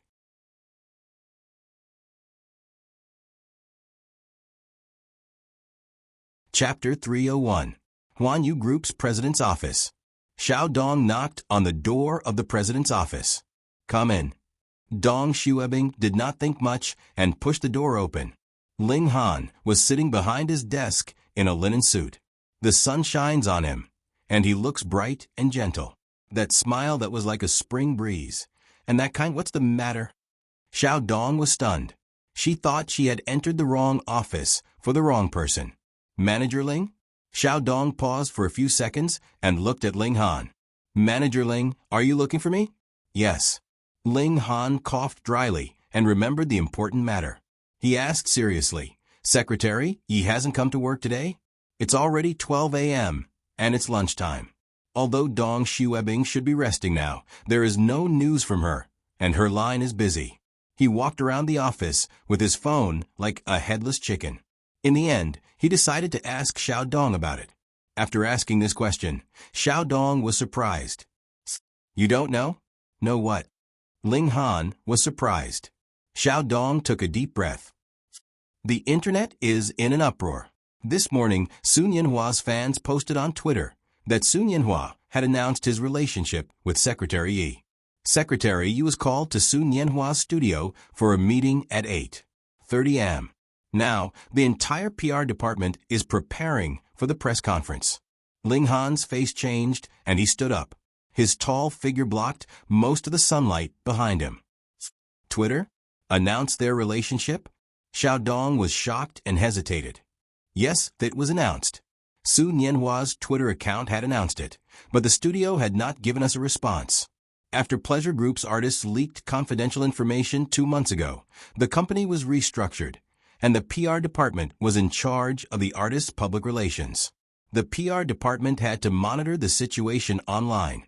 Ling Han had delegated this authority to the PR department, and this was to strengthen the PR department's ability to handle matters independently.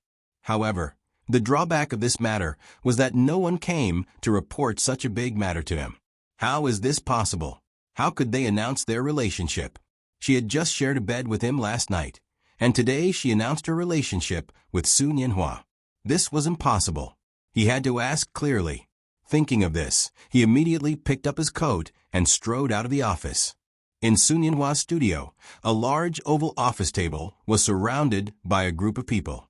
His agent, his assistant, the person in charge of Pleasure's public relations department, as well as the main characters of this incident, Su Nianhua and Yi Huanyan, were all present.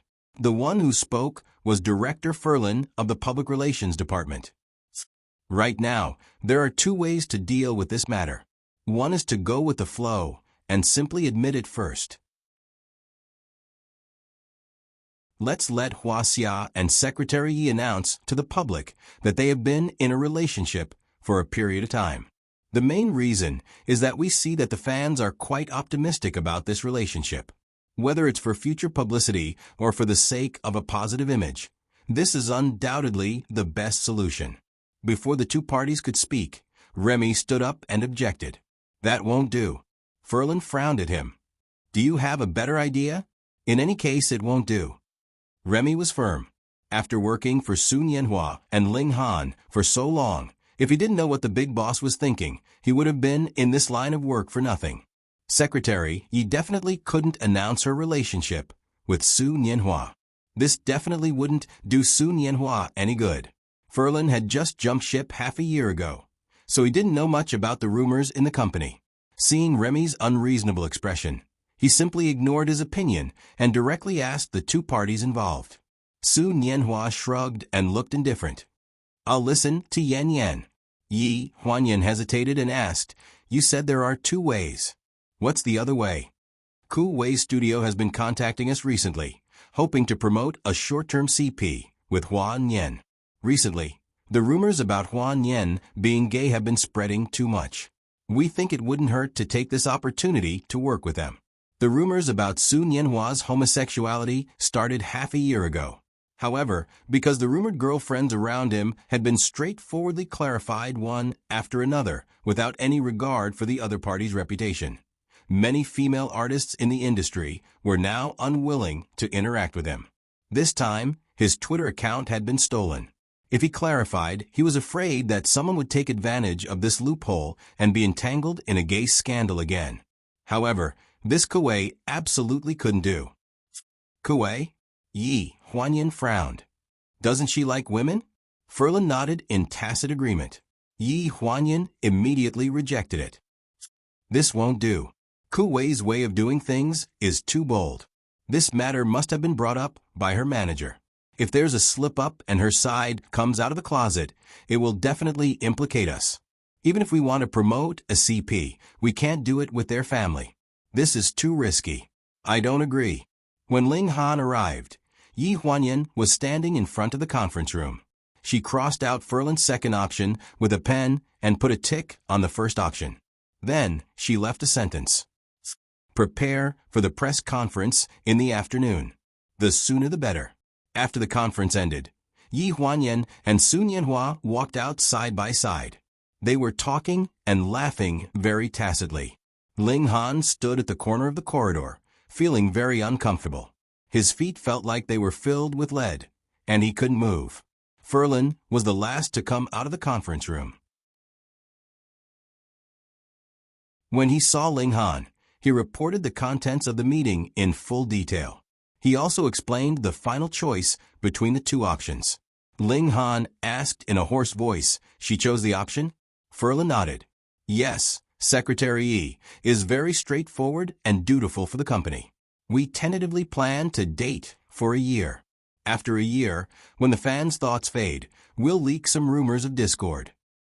He didn't notice the deep fatigue in Ling Han's eyes. The method of returning sure to another body was familiar. He used to play along with Shang Anren. He hid Yi Huanyan behind him and couldn't see the light, while he went in and out with other women under the flashing lights. Now it was his turn, wasn't it?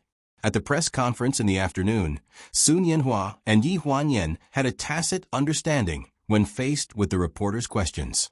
Because it was their first love, there was no need for any script in advance when it came to questions about relationships. They answered truthfully.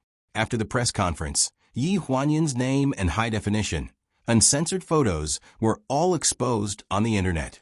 She appeared in the public eye as Sun Yanhua's first and current girlfriend. All the major news software crashed, and it became the most popular traffic that year. Aren't you afraid that he'll misunderstand? Sun Yanhua's gentle voice sounded in the car. In the passenger seat beside him, Yi Huanyan massaged her temples with both hands. She seemed to be in low spirits, as she said sullenly, "The incident of you going to the water splashing festival in Thailand last time caused an uproar on the internet. If you deny your relationship with me this time, I'm afraid you'll really become a homosexual. There are priorities. I can't just leave you in the lurch. Besides, he won't misunderstand."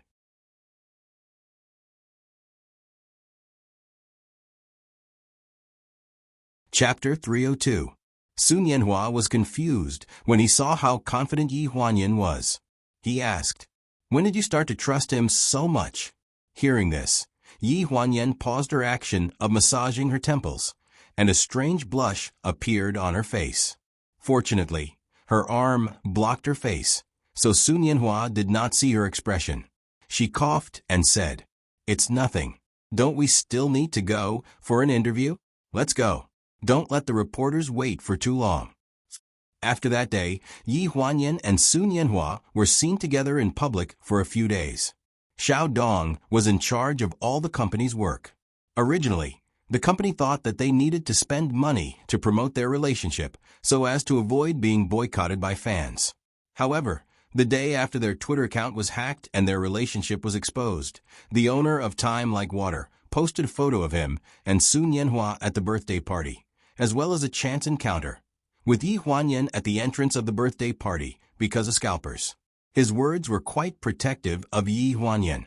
The comment section of the forum was instantly occupied by the supporters of the forum owner. All of them were trying to build momentum for Yi Huanyan. "The young lady who took us to see Brother Hua was very nice. At that time, I thought that if Brother Hua had such a girlfriend, we as fans would be relieved." At that time, the girl had not admitted that she was Brother Hua's girlfriend. She must have been scared by the fans when the reporters took photos of them during the concert and at the restaurant. That's why she is willing to be the woman behind Brother Hua. I have seen her before. That girl is generous and kind. She is as pretty as those girls in the rumors. I heard that she is a senior executive in a big company. She is very capable. As everyone knew, Years Like Water was Sun Yanhua's first national fan club in China. It was also the most prestigious one among the many Chieba forums. This was because the owner of a club, Miss Xiaoro, had never been like other fan club owners who charged unreasonable fees. A few years ago, when Sun Yanhua was still not famous, she even gave him money to support him. So, after Time Like Water posted such a post, the netizens were all in favor of Yi Huanyan. In addition, the company exposed the feelings of 11 years of first love, which created enough momentum for Sun Yanhua's new album in publicity. The image of the infatuated prince was established, and the number of fans doubled. The first batch of 50 million pre-sales of the new album was sold out in 5 minutes. After the new album was released, the relationship between the two started to stabilize. The fans' high emotions also calmed down a little. After Yi Huanyan and Sun Yanhua finished the road show in Jingdu, the public relations was finally ended was perfect. They then rushed back to Lanjiang City alone. On the highway, Yi Huanyan's driver was Sun Yanhua's assistant, Su. When they were about to leave the highway, her phone rang punctually. When they were about to leave the highway, Su's voice came from the phone was, "Have you arrived in Lanjiang City?" Yi Huanyan yawned and moved her stiff limbs in the back seat. She answered lazily, "We just left the highway toll booth. We're already in Lanjiang City. Didn't your event end long ago? Why aren't you resting?" The studio arranged to meet the president of the Jingdu fan club, the owner of Time Like Water, to thank her for this matter. "That Xiaoro, right?" Yi Huanyan nodded. "We should meet her. But 3 girls came to your birthday party. Which one is that Xiaoro?" On the other end of the phone, Sun Yanhua was also confused. I'm not too sure. Among the three girls, the one who left the deepest impression on me was the one whose eyes were swollen like walnuts. And I only remember her eyes. Yi Huanyan laughed out loud. Don't tell me, I also remember that little crying bag. If it wasn't for the little crying bag crying her heart out at the entrance of the venue that day, she really wouldn't have noticed them. She was also a genius. In the private room of the Jingdu Garden Hotel restaurant, Sun Yanhua was wearing a casual blue suit and listening to music with his headphones. Not long after, the door of the private room was pushed open by his agent, and Xiao Rou, who had secretly helped him a lot, was brought in. When Zheng Rou came in through the door, Sun Yanhua's headphones were playing a soothing French song. The translated lyrics were, "You rushed to the white snow on the mountaintop, crossed thousands of mountains and rivers, and didn't linger on the scenery passing by. But when you arrived, the snow had already stopped, and the glacier had melted. It turned out that the best time to see snow had passed. You were sad and helpless, and you were lonely. But when you turned around, you saw a snow lotus quietly blooming on the mountaintop." His agent patted him on the shoulder. He turned around and saw a girl wearing a bright yellow sweater and a brown checkered short skirt walking in from the door. She had neat black short hair, beautiful big eyes, and a bright smile. She smiled at him as if they were close friends. "Brother Hua, long time no see." Yi Huanyan called her little crying bag. After the little crying bag's eyes were no longer swollen, she was a pure and beautiful girl. At first glance, he felt that fate had sent her to him. She was the snow lotus that quietly bloomed after the glacier melted. "Long time no see. I should introduce myself. My name is Lu Shun." The little crying bag was slightly stunned. She seemed to be flattered. Her deer-like eyes suddenly turned into two crescent moons. "My name is Zheng Rou." After Yi Huanyan rushed back to Lanjiang City that night, the first thing she did was to return to Pleasure City. Although she knew that it was unlikely that Ling Han would stay in the company at this time, she had something to give him, so she wanted to send it to his office in advance. After entering the office, she took out the spare key and opened the door. In order not to attract attention, she didn't turn on the lights. She groped behind the desk and pulled open the drawer where he usually kept his important things. With the faint light of the phone, she saw the picture of her high school uniform in the drawer. She had watched him tear it up and throw it at his feet. At this moment, it was all properly glued and sealed with plastic paper and placed on the top of the drawer. Her eyes were filled with warmth. She put the black suede box in her hand next to the picture. Just as she was about to get up, she suddenly heard a series of messy footsteps approaching the door. The sound of the door handle turning was particularly clear in the large office. Immediately, a low voice sounded. "You can leave now that you've delivered the thing. As for the thing you said, just let Xiaomu do it. Move out of Fujin Garden as soon as possible." "Han, are you so sure that Yi Huanyan will change her mind? What if she doesn't come back? She just announced her relationship with Sun Yanhua recently. Although it was decided by the company's public relations, the past on the internet is true. Haven't you thought that maybe she wants to turn the fake into reality?" Sheng Anren's voice was still as coquettish as usual. Even the words she said behind his back were so charming that it distracted him.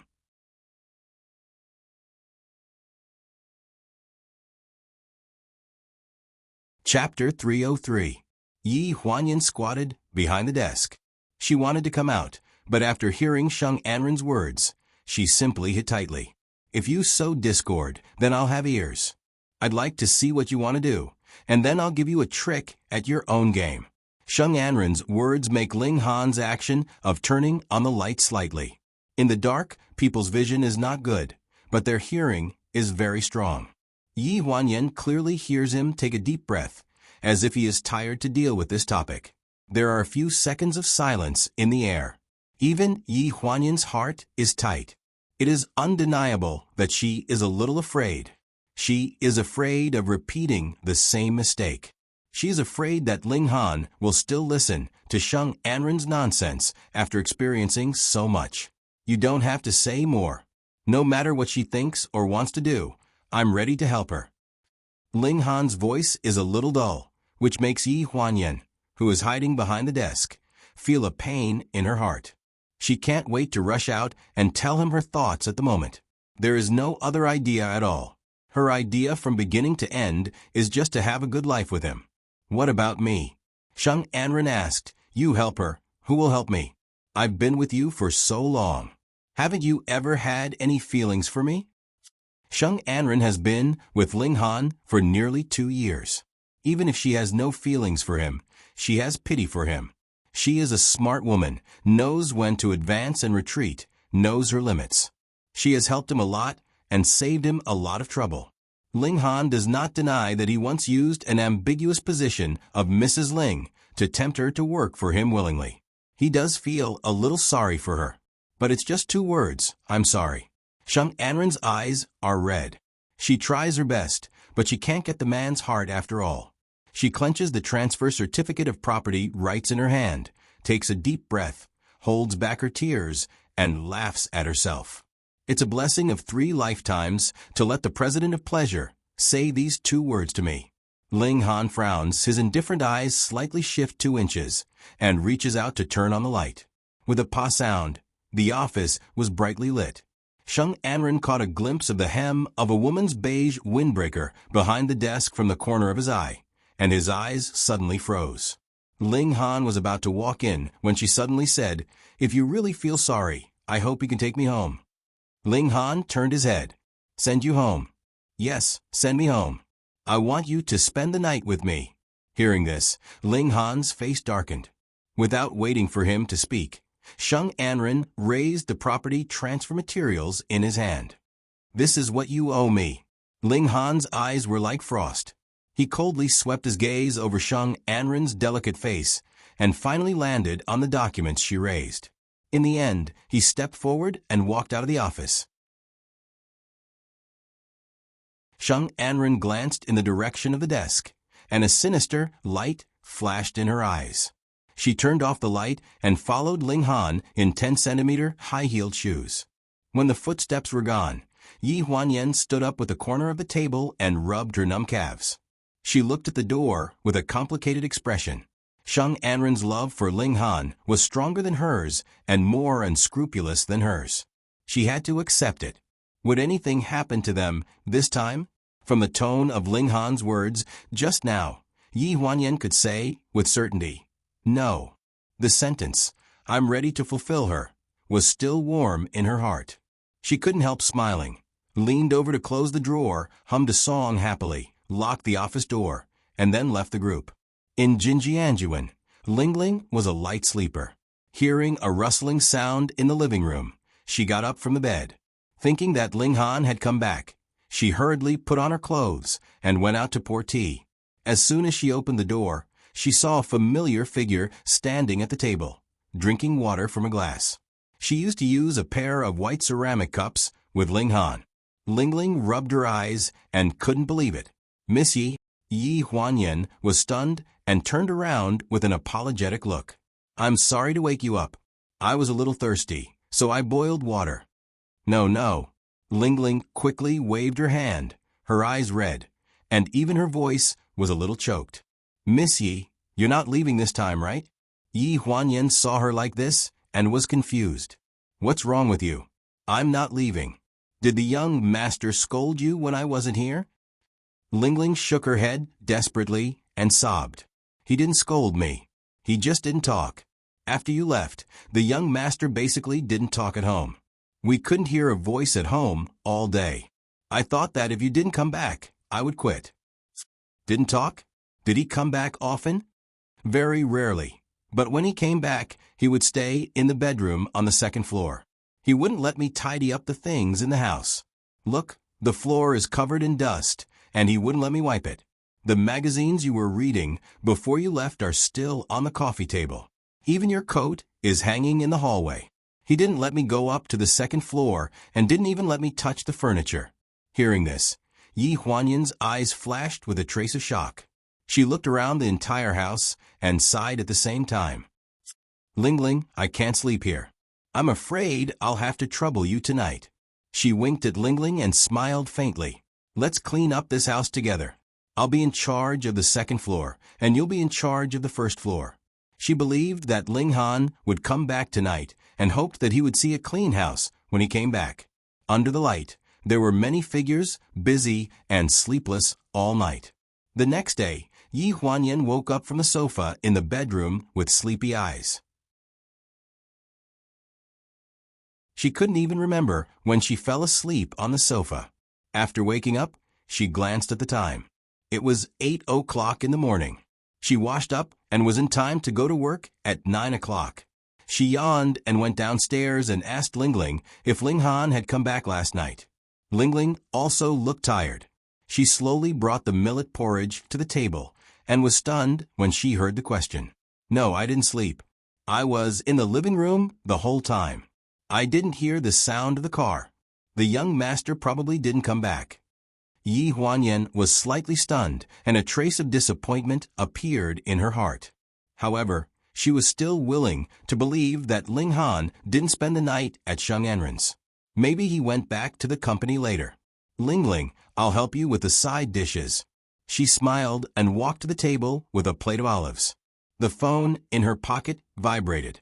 She stood where she was and took out her phone to take a look. Her hand that was holding the olives trembled violently, and she held them firmly. She clicked on the link and felt her brain explode with a buzzing sound. The link was the headline of the day. A high-powered camera captured the master bedroom on the second floor of Fujin Court. The video of a man and a woman being intimate was solid evidence. The bright title was particularly dazzling in Yi Huanyan's eyes. Movie queen Sheng Anren and pleasure group's President Love Nest spent a spring night together.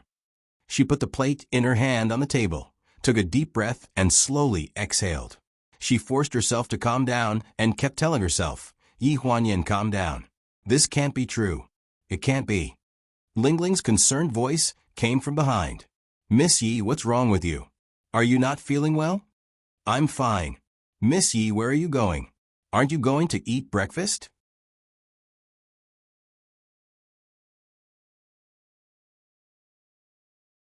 Chapter 304. In the president's office of Pleasure Group. When Yi Huanyan rushed to the office, she heard from Xiaodong that Ling Han had gone directly to the public relations department to deal with the news of the day before. She couldn't see him for the whole morning. Near noon, there was a sound of footsteps in the corridor of the secretary's office. She stood up from her seat and strode to the door. But she saw a charming figure walking side by side with Ling Han. It seemed natural for the male and female protagonists of the news to come and go together. Yi Huanyan only felt a pinch in her heart. She couldn't ask a word of what she wanted to ask. When Sheng Anren saw Yi Huanyan, she rolled her eyes and said with a smile, Secretary Yi, I haven't seen you for a long time. I'm going to have lunch with President Ling. Do you want to join us?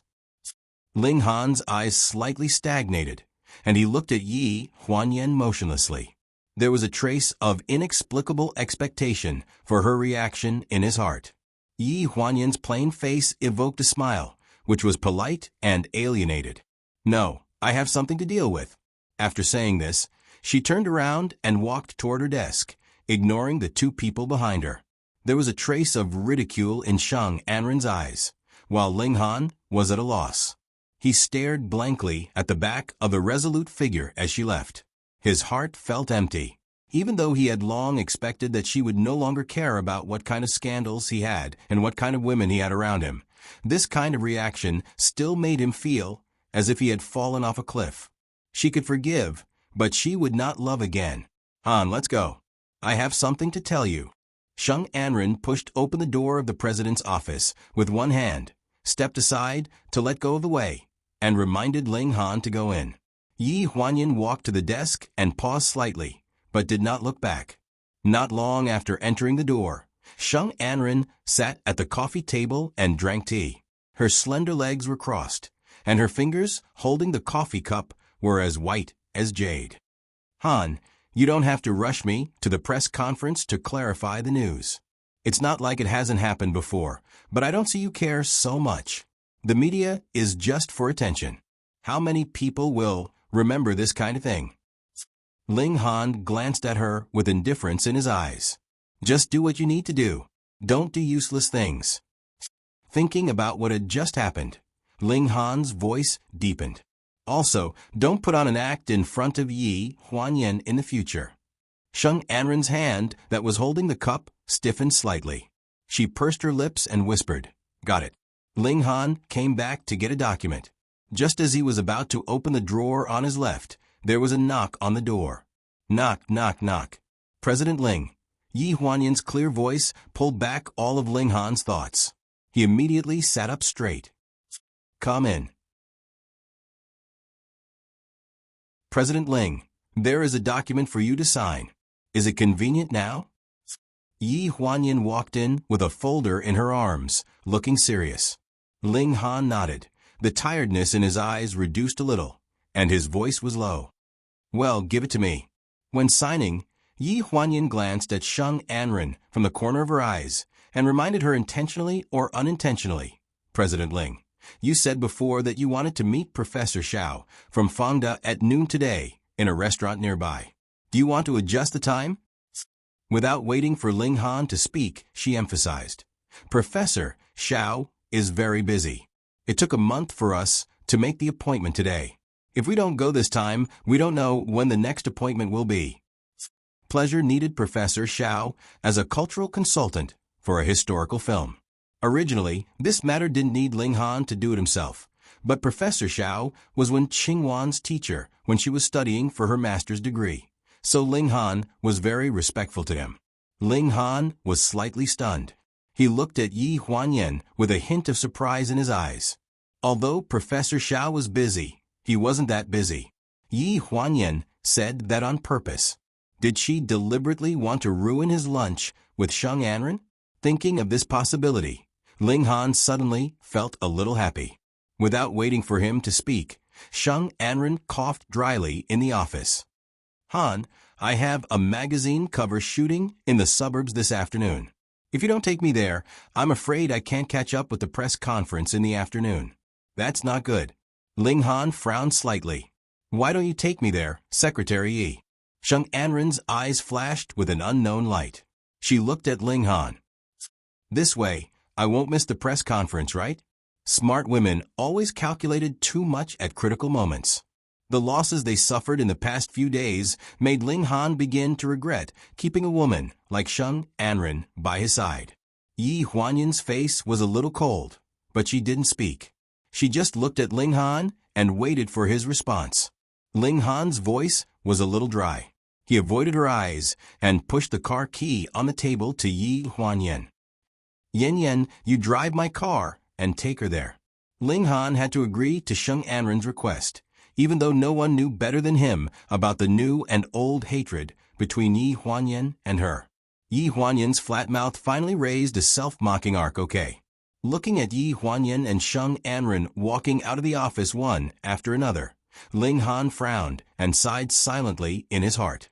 Forget it. I'll explain it to her after the press conference. Sheng Anren followed Yi Huanyan into the underground garage, and 2 pairs of high-heeled shoes made a sound of staggered steps. She walked to the door. "In fact, if I were you, I wouldn't choose to come back to work. Does it feel good to humiliate yourself?" Secretary Yi. Sheng Anren looked at Yi Huanyan's back and provoked her. Yi Huanyan stopped, turned around, and glanced at Sheng Anren with cold eyes. "Humiliate yourself?" She sneered, looked at Sheng Anren, and said sarcastically, "I'm afraid Miss Sheng has to eat lunch by herself today. Who do you think humiliates themselves?" Hearing this, Sheng Anren's face suddenly turned white, and she looked at Yi Huanyan with more fierceness in her eyes. After getting on the car, Yi Huanyan fastened her seatbelt, took a deep breath, and slowly backed the car out of the parking space of the garage. She didn't notice a black figure in the mirror outside the window, hidden behind the silver-white business car. After the car drove out of the garage, a figure came out of the corner of the garage. She was wearing a wide, black coat, but it could still be seen that she was a woman. She wore a mask and sunglasses, and there was an obvious red scar on her cheek. She walked towards the exit of the basement. When she passed by the trash can, there was a cold light in her sleeve. Clang! A wrench fell into the trash can, making a loud noise. The man seemed to enjoy hearing such a sound very much. Through the mask, he gave a sinister laugh. In the office of Pleasure Group, Ling Han opened the drawer to take the document. As soon as he opened it, he saw a black suede box.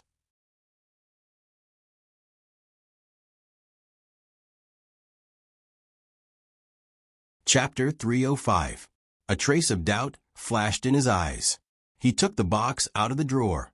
When he was about to open it, his phone on the table vibrated twice. Before he had time to read the message, the screen suddenly flashed. President Ling, Professor Xiao is downstairs. I'll take him to the restaurant first. When will you arrive? Xiao Dong's respectful voice sounded from the phone. Okay, I see. After hanging up, Ling Han stood up, buttoned his suit, and walked out of the office. Yi Huanyan held the steering wheel at the interchange in the suburbs and did not say a word. Sheng Anren was playing with her newly manicured nails and glanced at Dong Xuebing. Don't you want to ask me what Ling Han did to me last night? Yi Huanyan's face tightened. The news is already like this, and you are still so calm. Sheng Anren laughed and said in a mean tone, but I expected it. After all, when Ling Han was always with me in the past, I didn't see you say anything. It's the same now. Yi Huanyan did not look at Dong Xuebing and said in a deep voice, from last night to this morning, the news is spreading faster than we can control. Do you think no one can see it is a deliberate publicity stunt? Ling Han had analyzed the data herself after Sheng Anren and Ling Han entered the office. According to the media style, since this is an exclusive report, it is impossible to release it immediately after the incident. They will go through the procedures first. For Ling Han's sake, they should at least inform Pleasure. But this time, they did not do so, and Pleasure's PR department was caught off guard. Sheng Anren didn't care, and his delicate facial features showed a proud expression. Even if it is a deliberate publicity stunt, that video is not fake. So what? Yi Huanyan pursed his lips, and his face was tense. Sheng Anren's eyes turned slightly, revealing a hint of sinister. Her red lips moved slightly. If I told you that at the press conference this afternoon, Ling Han is going to announce the news of our engagement, would you still be so indifferent? Yi Huanyan's expression froze. What did you say? Sheng Anren took out a ring box from his small bag and opened it with a snap, revealing the bright diamond ring inside. Does it look good? Yi Huanyan's expression darkened. Sheng Anren pulled down half of her sleeve, revealing the mottled kiss marks on her shoulder. She curled her red lips and said, let me tell you something. Last night was the first time he slept with me. He was very gentle. Yi Huanyan's eyes widened. There was both astonishment and anger in her eyes. First time? The first time he touched her? Why? Sheng Anren tidied up her clothes and looked at Yi Huanyan with a half-smile. Last night, Ling Han told me that he would marry me after divorcing you. He told me to wait for him and be patient. Your announcement of your relationship with Sun Yinhua is actually a blow to him. I have to thank you for this. He has completely given up on you. We will live a good life in the future. Sheng Anren slowly talked about Ling Han's many dissatisfaction with her, and displayed her ability to add insult to injury to the best of her ability. At the thought of the news last night, the half-true and half-false news video, Yi Huanyan's face became more and more ugly. She couldn't help clenching the steering wheel and stepping on the accelerator. The car instantly increased the horsepower and drove quickly on the highway. Sheng Anren exclaimed, and the ring box in her hand fell into the carriage. She clenched the seat belt in her hand and screamed, Yi Huanyan, you're crazy, in the excitement of galloping. Yi Huanyan was finally able to put aside Sheng Anren's nagging and think about some problems calmly. Her love and hatred with Ling Han, the awkwardness between Ling Han and Sheng Anren, and what she heard behind her desk last night, and even the inexplicable news. When the car drove to the entrance of the mountain road, she released the accelerator and suddenly sneered.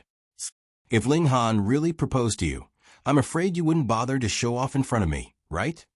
The air in the car solidified a little, and Sheng Anren's face turned pale, but she still straightened her neck and said, "Of course, I want to tell you. I also want to warn you that if you want a divorce, divorce early and don't seduce other people's husbands." Other people's husbands? Yi Huanyan slowly exhaled a mouthful of turbid air. She completely saw Sheng Anren's guilty conscience, but she was relieved. She said calmly, "I haven't divorced him yet. You don't have to be so self-righteous to be a mistress, do you? We'll divorce." Sheng Anren opened her eyes wide and stared at Yi Huanyan fiercely. Although she tried her best to put on a threatening look, such a sentence had already betrayed her guilty conscience. As soon as the words came out of her mouth, the look in her eyes changed. She took a deep breath and stared at Yi Huanyan with embarrassment and anger. Yi Huanyan raised her eyebrows, completely released the accelerator, held the steering wheel, and turned on the winding mountain road. "Although you think you're smart in front of me, I still want to thank you." Sheng Anren frowned. "Yi Huanyan, are you sick?" Yi Huanyan's eyes flashed with some intelligence and cunning. She paused for a few seconds and said with a smile, "Thank you for telling me that for more than a year, in fact, my husband has never touched you." Sheng Anren's face was white with a hint of blue and red, as if she was full of anger, but she couldn't say a word. At last, she stamped her foot angrily in the middle of venting. The car shook slightly, and then there was no follow-up. Yi Huanyan was in a very good mood. She turned on the music in the car, a soothing French song. Sun Yanhua just recommended it to her in the morning, Snow Lotus. Sheng Anren held the seatbelt and was about to lower her head to pick up the diamond ring, but the speed was too fast. Every time she turned the corner of the winding mountain road, the whole person would tilt a little. She frowned and said angrily, "Can you slow down? I'll pick something up." Yi Huanyan was not a person who added insult to injury. In addition, she was in a good mood at the moment, so she agreed. She held the steering wheel and was ready to slow down a little bit. Sheng Anren waited for a long time, but the car still didn't slow down. She asked impatiently, "Hey, are you deliberately against me? What's the matter with you?"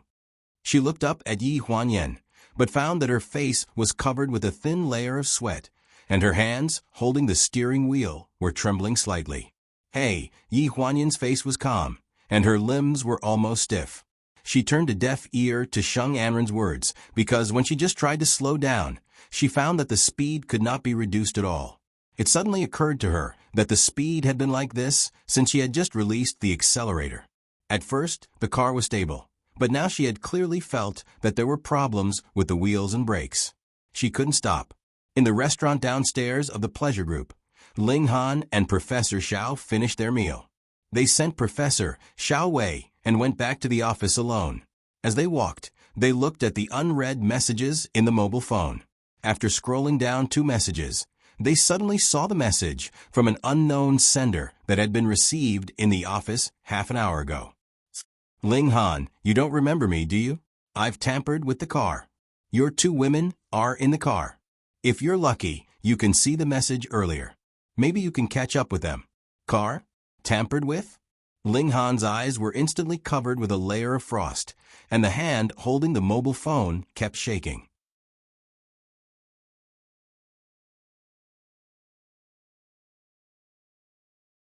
Chapter 306. Who are you? Ling Han's voice rang out in the lobby of the pleasure group, attracting everyone's attention. "Ha ha ha ha. You really don't remember me." A woman's wild laughter came from the other end of the phone. Ling Han was extremely cold. "What the hell did you do?" "I can't stop the car." "Huh. I want you and that be asterisk TCH Sheng Anren to die. I didn't expect you to be so lucky." "Huh. I didn't expect that woman called Yi Huanyan to die for you." "Huh. Ling Han, now you'll remember me for the rest of your life, right? Remember me? I'm In Guogua." The moment he heard the name, Ling Han directly hung up the phone. Xiao Mu hurried over. "Director Ling, what happened? Give me the car keys." "Huh?" Xiao Mu was bewildered. Ling Han did not care that they were in public and violently tore open his suit. He directly dug out the car keys from his pocket and sprinted toward the garage without looking back. Xiao Mu had never seen her panicked footsteps and panicked eyes like this before. On the winding mountain road, the sapphire blue car's wheels made a sharp screeching sound. Yi Huanyan tried all kinds of methods but could not stop the car. Fortunately, it was uphill, so she managed to slow down the car. On the side, Sheng Anren was already pale with fright. She clutched the seat belt with a pale face. How could this be? Yi Huanyan, are you trying to scare me?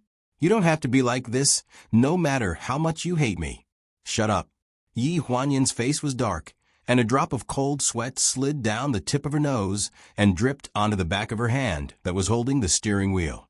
She tried to suppress the fear in her heart and tried to drive the car smoothly on the winding mountain road. Ah! Sheng Anren's scream pounded in Yi Huanyan's mind. She glared at Sheng Anren impatiently.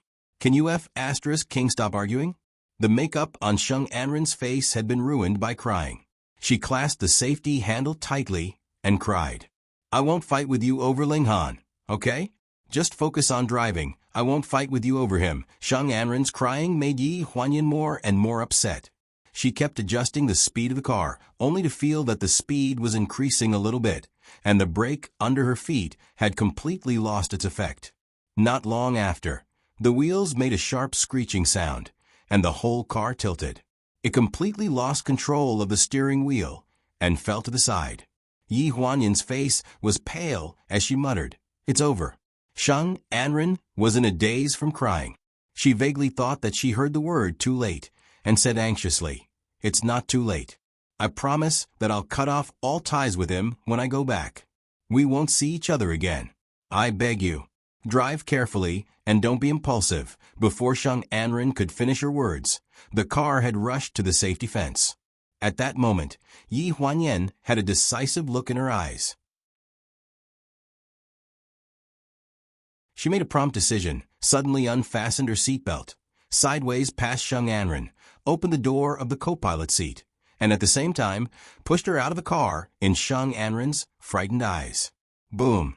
A loud noise resounded throughout the valley. The royal blue car hit the protective fence straight and smashed the whole protective fence. Then, under inertia, the whole car shook violently and fell down the cliff. Sheng Anren rolled several times on the ground and fainted in pain. There was a harsh roar in her ears. When Ling Han arrived at the scene, only Sheng Anren with disheveled hair was left kneeling 5 or 6 meters away from the smashed protective fence on the huge mountain road. Her eyes were empty. She was covered with bloodstains, and her delicate face was covered with dried blood. When she heard someone calling her, she raised her head in a daze, only to see Ling Han looking at her. Her lips were moving, and the muscles on her face were trembling, but she couldn't hear a sound. She thought she had lost her hearing. But Ling Han closed his eyes fiercely, and then opened his mouth again. The whole world suddenly had a sound again. He pinched her shoulder. The blue veins on his forehead jumped violently and roared, Sheng Anren, say something. Where's Yen Yen? Sheng Anren opened her mouth in a daze, but found that she couldn't make a sound.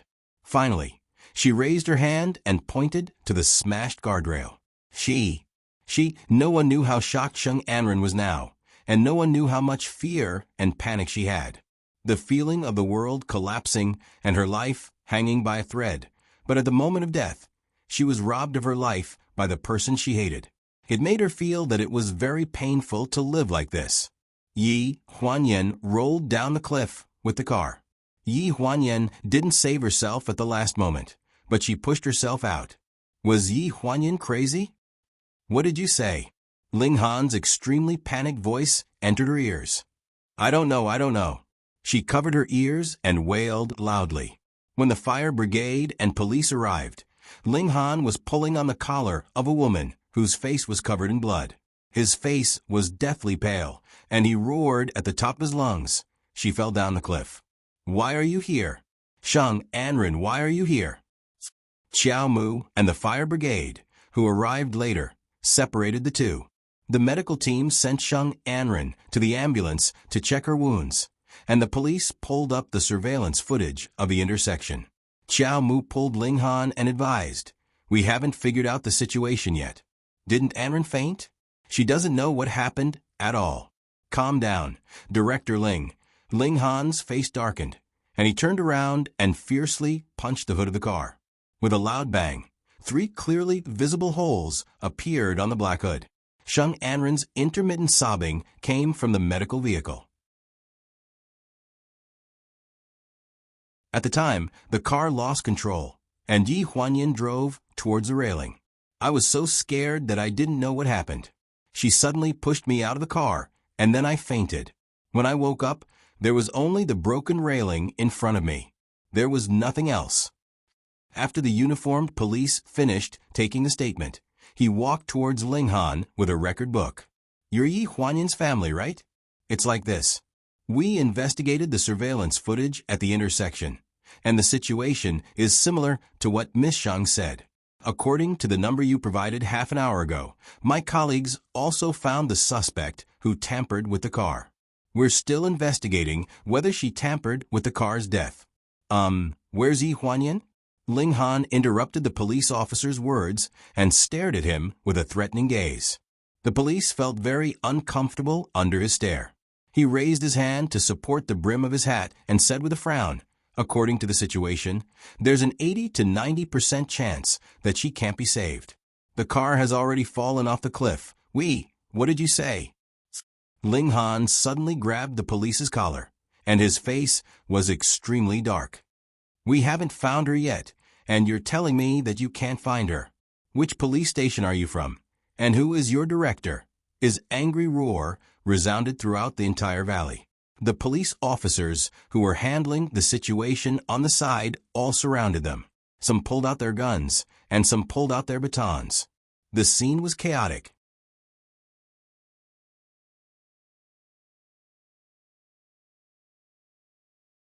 Chapter 307. Everyone in Lanjiang City knew about Ling Han's identity. The police did not dare to do anything, but it did not mean that they would not do anything if they were pushed too far. Xiao Mu quickly grabbed Ling Han and said anxiously, Director Ling, it's more important to find Secretary Yi. Right now, time is life. We have plenty of time to settle the score with them when they're at the police station. Ling Han's eyes froze when he heard the words Secretary Yi, and he reluctantly let go of his hand. That unlucky police officer was about to explode when he was pulled back by his colleagues behind him. They also found an older and calmer person to negotiate with Ling Han. We're investigating the exact situation. We'll definitely find her, but Xiaoli didn't make it clear just now. Director Ling, why don't you go home and wait?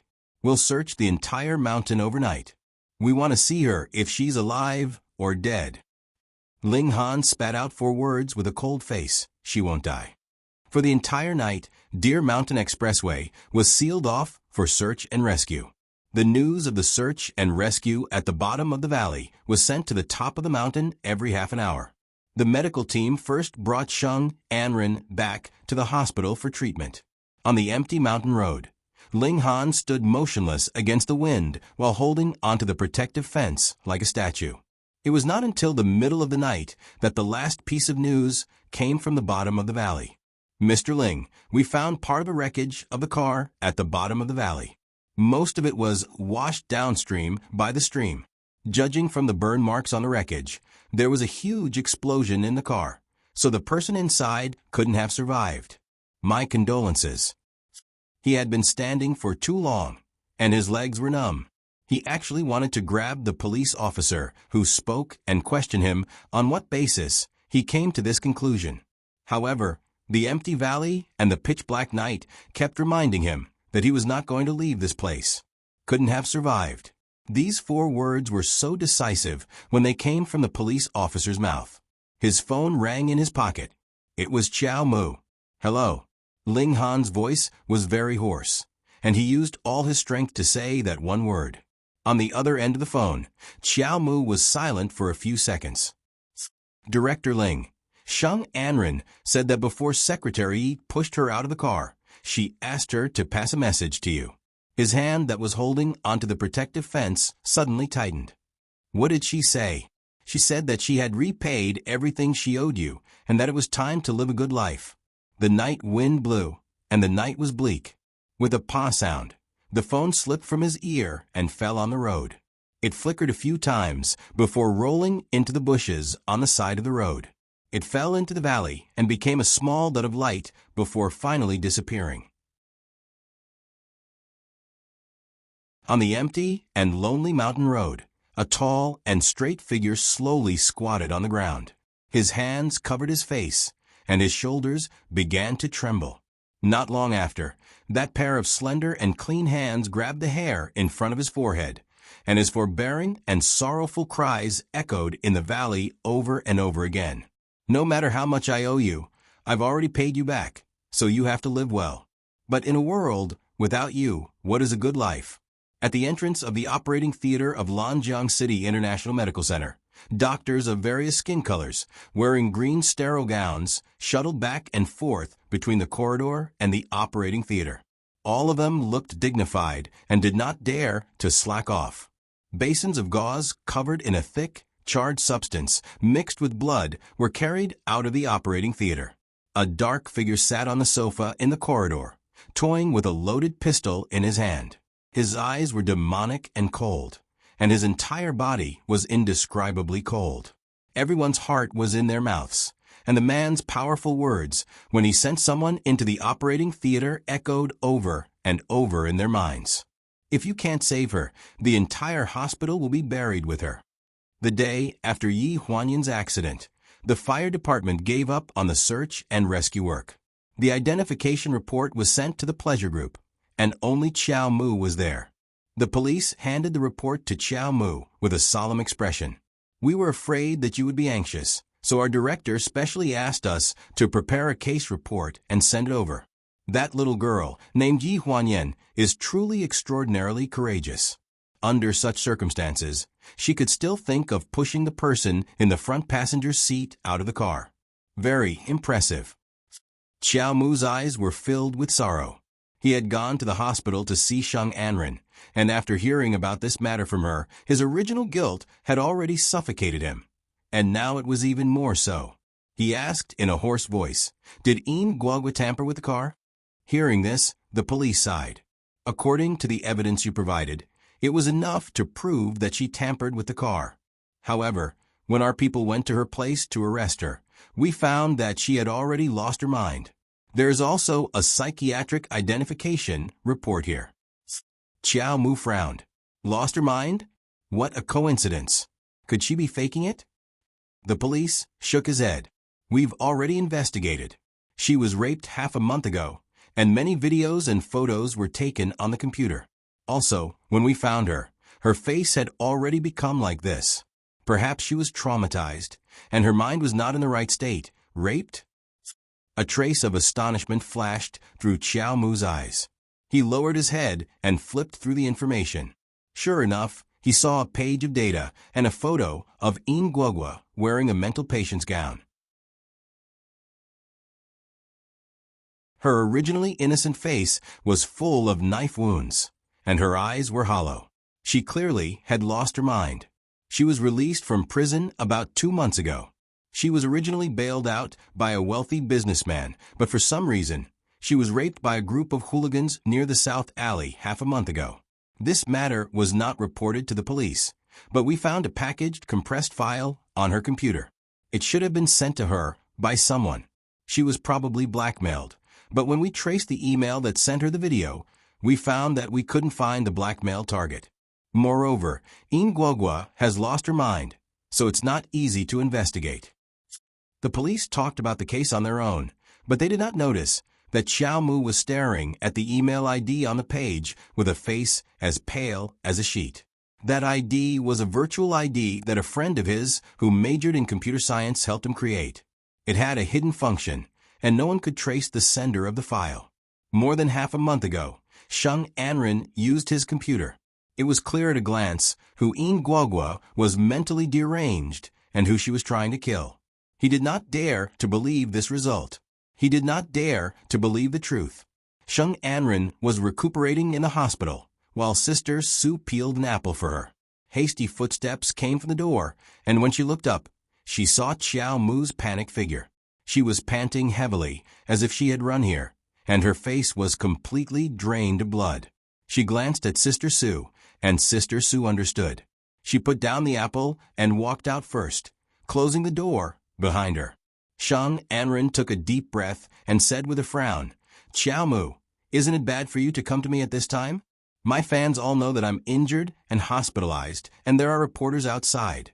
Did you send Guoguo's nude photos to her?" Qiao Mu's questioning voice froze the atmosphere in the room. Shang Anren's face paled, and she guiltily avoided his gaze. "No. Did you find someone to rape her?" "No. You took photos and video to threaten her? Why did you do this?" Qiao Mu's eyes were filled with anger, and he abruptly grabbed her by the collar, almost suffocating her. Shang Anren screamed and slapped at Qiao Mu's arm, struggling. "Let go of me. If I don't do this, she will tell the truth about Yi Huanyan's car accident to Ling Han, and you and I will be finished."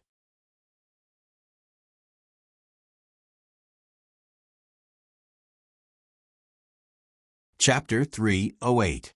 It's all because of you. Shang Anren's scream caused Qiao Mu to loosen her grip. She scrambled to the other side of the bed and looked at Qiao Mu with lingering fear. Qiao Mu clenched her fingers, her face tense. After a while, a trace of dejection appeared in her eyes. "For me?" He laughed and fell onto the sofa. "When have you not done it for yourself?" Shang Anren pursed her lips and did not dare to speak. "Do you know who tampered with the car?" Shang Anren did not dare to respond.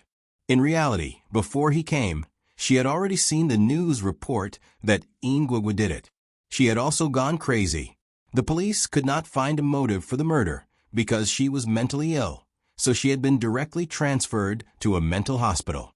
"You were the person that Guogua originally wanted to kill, right?" Qiao Mu looked at Shang Anren with grief in her eyes. "Yi Huanyan died for you, yet you can still say something like that? How can you stay here as if nothing happened?" I didn't know that things would turn out like this," Shang Anren explained in a small voice. Qiao Mu only felt a turbid feeling in his chest. He did not want to say another word to her, and abruptly stood up to walk toward the door. Shang Anren hastily got off the bed and staggered a few steps before reaching out to grab his wrist. "Where are you going?" Qiao Mu looked down at her hand and scoffed. "Don't worry, I won't tell Ling Han what you did. The matter of you instigating me to switch the DNA test, the matter of you having Guogua hit Secretary Yi with her car, and also the matter of you suddenly calling me to luxurious brocade court that night and go to bed with me, even so he doesn't know anything. Do you think you can stay by his side?" Don't tell me. I don't want to know." Qiao Mu shook off her hand, her eyes full of sorrow. "Just treat it as if I misjudged you." Originally, he thought that they were in the same boat, but he didn't expect that she would be so unscrupulous in order to marry Ling Han. Step by step, he followed her into the trap, consigned to eternal damnation. In the villa of Jinjiang Park, bottles of wine were scattered all over the carpet in the living room. On the sofa lay a drunken figure with an unshaven beard. When he woke up, he went to the wine cellar to get a batch of wine. After he got drunk, he would lay on the sofa and dream, repeatedly capturing her figure in his dream. There was a car parked in the courtyard, and the doorbell was ringing loudly. Ling Ling came out of the kitchen and glanced at the sofa. She sighed and hurried to the door. When she opened the door, she was slightly stunned. "Are you Su Nianhua?" Su Nianhua nodded slightly and said coldly, "I'm looking for Ling Han. He's at home, right?" Without waiting for Ling Ling to speak, he walked past her and went straight into the house. Ling Ling followed behind him. It's not convenient for young master to meet anyone right now. The living room was filled with a strong smell of alcohol and a sour stench. At a glance, Su Nianhua saw Ling Han lying on the sofa with a half-dead look. Just as he was about to walk over, his feet moved, and a large number of wine bottles fell with a clatter. "What's wrong with him?" Ling Ling sighed, and her eyes reddened. After Miss Ye's accident, young master has been like this. He's drunk every day and doesn't eat or talk to anyone. He just sits here and doesn't respond to anyone. Hearing this, Su Nianhua was furious. He strode over the bottles and jars and walked to the sofa. He grabbed Ling Han's collar and said, He's already dead. Why are you *king pretending to be innocent? Ling Han opened his sleepy eyes and looked at the intruder. He raised his hand impatiently and waved him away. He said coldly, "Don't touch me." He stood up and staggered towards the wine cabinet, turning a blind eye to Sun Yanhua's intrusion. Sun Yanhua clenched his fists and growled, "Before Yan Yan's accident, you hurt her time and time again.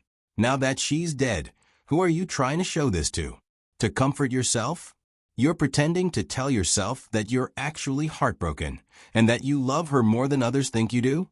That you're in more pain than anyone else when she's dead?"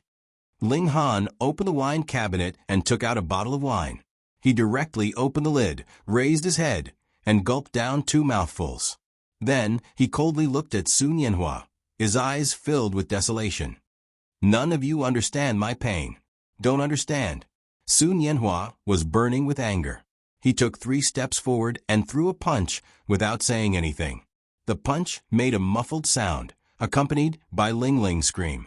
Ling Han fell to the ground, and the wine bottle hit the floor tiles. With a clang sound, it broke, and the orange-yellow turbid liquid flowed all over the floor. Ling Han dropped the bottle and touched the corner of his mouth. He felt blood on his hand, and his nose was full of the smell of blood. He laughed self-deprecatingly and got up. He leaned against the wine cabinet and stared at Sun Yanhua. "What's wrong? Now that she's gone, you want to compete with me to see who loves her more? What's the point?" Sun Yanhua felt anger rush to the top of his head. He clenched his fist and shouted, "What's the point? I also want to ask you what's the point of my first love, whom I've been guarding for 10 years, being beaten black and blue by you? What's the point of being accused of not being your biological child when she was pregnant with your child? What's the point of being kicked out of the family? She clearly suffered a miscarriage, but she begged us not to tell you that the paternity test was fake. She wholeheartedly protected you, but in exchange for nothing and even lost her life. What's the point of all this?" He said these words quickly and anxiously. By the time he finished speaking, his eyes were red. Ling Han's chaotic eyes suddenly found a trace of clarity. He looked at Sun Yanhua in a daze. "What do you mean the paternity test was fake? From beginning to end, I didn't do anything improper with Yan Yan. On the night of the annual party, we were locked in the room. At first, I couldn't control myself, but Yan Yan kept calling your name. She pushed me away more decisively than ever before. From beginning to end, she only had you in her heart." Sun Yanhua's eyes were about to split open. His eyes were bloodshot as he enunciated every word. These were the tears of blood that Yi Huanyan had shed for the past 2 years. "What are you saying? Impossible. Why should I believe you?" Ling Han's face was cold. "Even if you want to exonerate her, you don't need to mention this matter again." "He's right. I was the one who swapped the paternity test results. The results of the amniocentesis test showed that the child in Secretary Ye's belly is your child. I was the one who swapped the 2 samples. Sun Yanhua's sample is actually yours." A voice sounded at the entrance. Ling Han looked up and saw Xiao Mu's figure. He knelt on the carpet at the entrance with a normal sound. "President Ling, I've let you down. I was the one who did it. I framed Secretary Yi." The sound of wine bottles colliding rang out. Ling Han's back slammed against the wine cabinet. His face was deathly pale as he stared at Xiao Mu in disbelief. He did not dare to believe every word that came out of his mouth.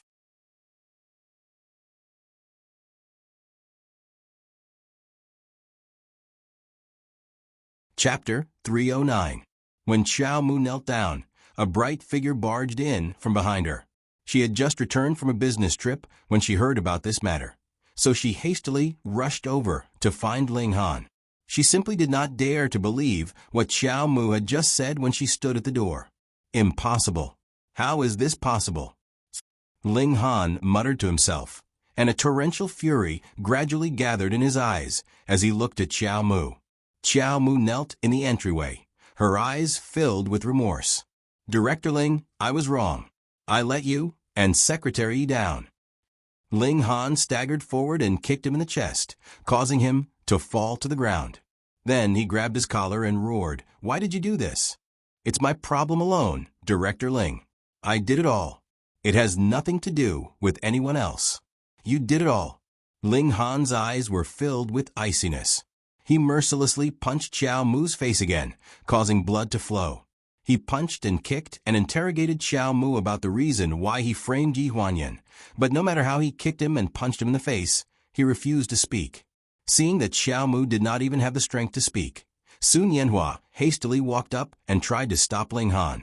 However, Ling Han seemed to be possessed, and his strength was so great that he nearly flipped Sun Yanhua over. Ji Xiaoya barely managed to support Sun Yanhua, and the fury in her eyes flared. She slapped Ling Han with the back of her hand, and the slap was exceptionally clear in the large living room. Immediately afterward, Ji Xiaoya roared, "This slap is for Yan Yan. It's useless even if you King beat Xiao Mu to death. Why didn't you do it earlier? Why didn't you touch your conscience and ask yourself why you didn't believe in Yan Yan's character? Why you didn't believe in her love and loyalty toward you? Why you doubted her again and hurt her? Her death is completely because of you, an artificial adult, and has nothing to do with anyone else. You said that you took your anger out on her because of your mother, but she didn't kill your mother. Even if there is a grudge, what does it have to do with her? She also admitted that the child should repay the mother's debt. She stayed by your side without any regrets to atone for her mother's sins. But what about you? You doubted her intentions again and again. Do you know how many years she has loved you? I've known her for 9 years, ever since we found out about your existence in university. Everyone in our dorm knows how much love there is in her eyes when she talks about you." Ji Xiaoya angrily pointed at Ling Han as tears streamed down her cheeks. She felt that it was unfair for Yi Huanyan, and as she spoke, she was already choked with sobs and incoherent speech. Sun Yanhua pulled Ji Xiaoya behind him and glanced at Xiao Mu, indicating for her to take care of her. Then he walked up and blocked Ling Han. Afterward, he took a deep breath to calm himself down from Ji Xiaoya's words and coldly said, "Before she returned to the company, she already knew that the DNA test results had been switched. She begged me not to tell you, so that you wouldn't blame yourself too much. She had long forgiven you and wanted to spend the rest of her life with you. But what did you do? Even now, you're still placing all the blame on the villain behind the scenes. Xiao Yu is right. From beginning to end, you were the one who caused this tragedy. It was you who didn't trust Yan Yan. You ruined her and also ruined the love between you two." Sun Yanhua's words were like a heavy hammer that ruthlessly hammered into Ling Han's heart. He staggered back 2 steps and muttered, "Nothing to do with anyone, nothing to do with anyone," Ji Xiaoya sobbed as she supported Xiao Mu out of Jinjiang Court's entrance. Just as they stepped out of the door, Xiao Mu fell headfirst onto the ground, causing her to fall onto her, but in the hallway. She fumbled for her phone in a fluster and dialed the emergency number. However, the loud sound of glass shattering suddenly came from the villa behind her, causing her to shudder and reflexively turn around to look. Through the window, she only saw a figure madly smashing everything around her. It was as if she was possessed, crying and laughing at the same time, turning the entire house into a mess. The next second, Sun Yanhua and the servant named Lingling ran out of the room one after another, followed by an expensive vase. With a clang sound, the vase was smashed into pieces in the corridor. Sun Yanhua anxiously yelled, "Xiao Yu, hurry and call the emergency center. Ling Han has gone crazy." Inside the house, Ling Han only saw a pool of blood in front of his eyes, and his mind was in chaos. The various events of the past 2 years, or even more than 10 years, played in his mind like a movie. Yi Huanyan's figure was impossible to get rid of. Her pain, her grievance, her hesitation, and her stubbornness mixed with his own tyrannical appearance, ultimately turning into a distorted space that sucked him in. "Ling Han, are you satisfied? I finally don't owe you anything. Ling Han, I truly love you." Familiar voices drifted into his ears. Some were accusing him, some were laughing, and some were crying. His vision blurred, and he seemed to see her standing next to the wine cabinet, asking him with a smile, Brother Ling Han, you have so much wine hidden in your house. Can I drink it? He walked over in a panic and reached out to touch her face, his voice hoarse. Yen Yen, her appearance suddenly transformed into a black shadow, and she coldly questioned, "Do you really love me? You don't love me at all. You love Shang, Anren, and you love those people who lied to you." His footsteps suddenly froze, and the black shadow gradually formed facial features, turning into Qiao Mu's appearance. She looked at him with a sneer. "President Ling, I brought the paternity test results. It says that the child isn't yours." Mournful howls continuously came from the villa, and the windows in the corridor shattered one after another. There was another wave of crashing sounds, and a bronze sculpture flew out of the window, rolling to Ji Xiaoya's feet. Sun Yanhua pulled her back. "Stay away. He's crazy, be careful." Ji Xiaoya stared blankly into the window. Has he really gone crazy? Half an hour later, the people from the emergency center rushed over. In the mess of the villa, for strong men held down Ling Han, and the doctor injected him with a tranquilizer. He gradually regained his composure, but he also directly fainted from exhaustion. Looking at the unconscious man lying on the bed, Ji Xiaoya thought of her poor best friend, and her eyes couldn't help but redden. She turned around and wiped her tears, feeling a bit lost. She didn't know if she was right to stand up for Yi Huanyan. In the end, she stomped her feet and left the villa. There were many love-struck men and resentful women in the world. If one was lucky, they would be tied by a red string, and their lovers would end up together. If one was unlucky, they would be separated and would not have a good ending in this life. In the chaos, Ling Han seemed to see Yi Huanyan walking toward him. Her face was pale, and her eyes were distant. It was as if she was looking at a stranger, and she expressionlessly touched his face. It was as if she was talking to a mass of air, and she said in a very regretful tone, "Ling Han, after I leave, there will be no one you can trust by your side anymore." He reached out and tried to grab her shadow, but he couldn't even grab a corner of her clothes. Yen Yen, when he woke up from his dream, the room was pitch black. He raised his hand to touch his face, only to feel a patch of moisture at the corner of his eyes.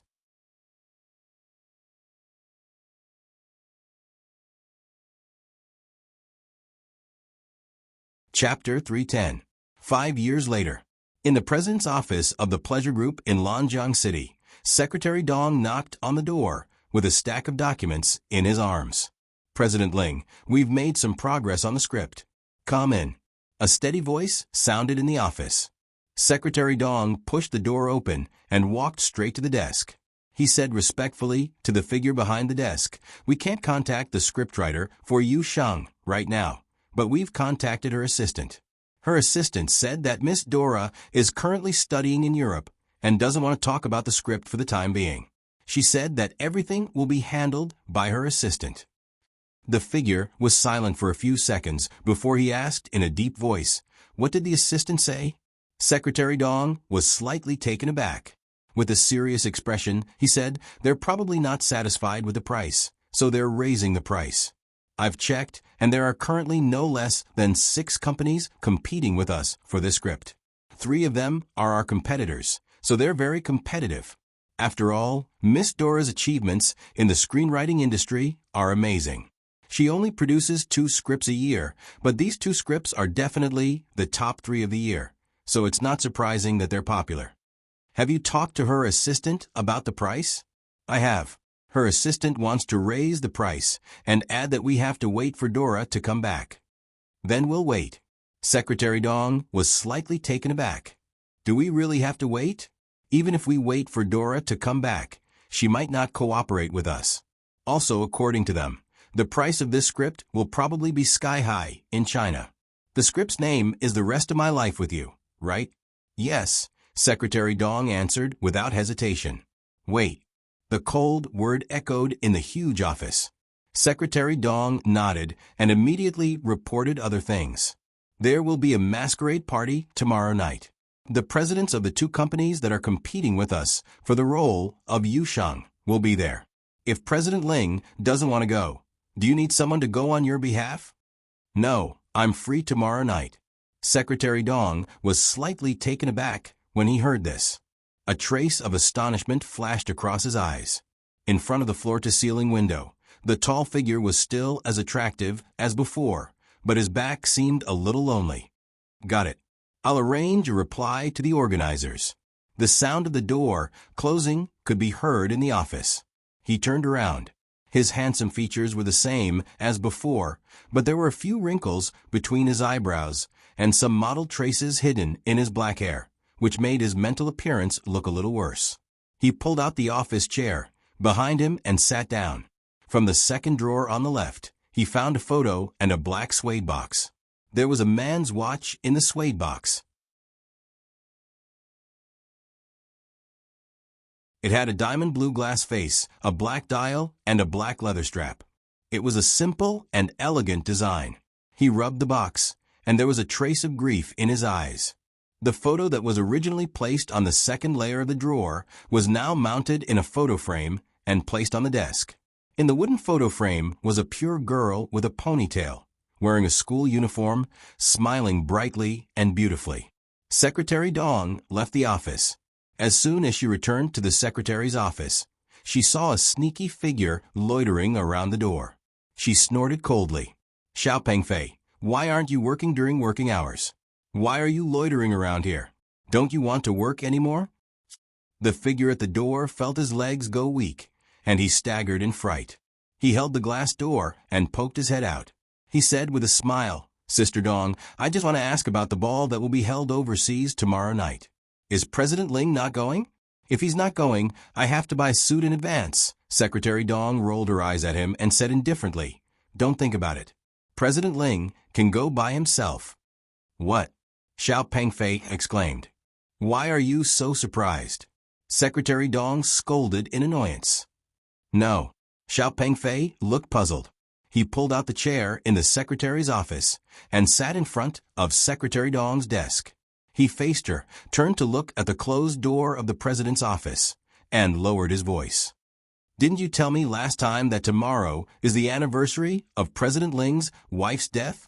Every year at this time, he would disappear for an entire day, right?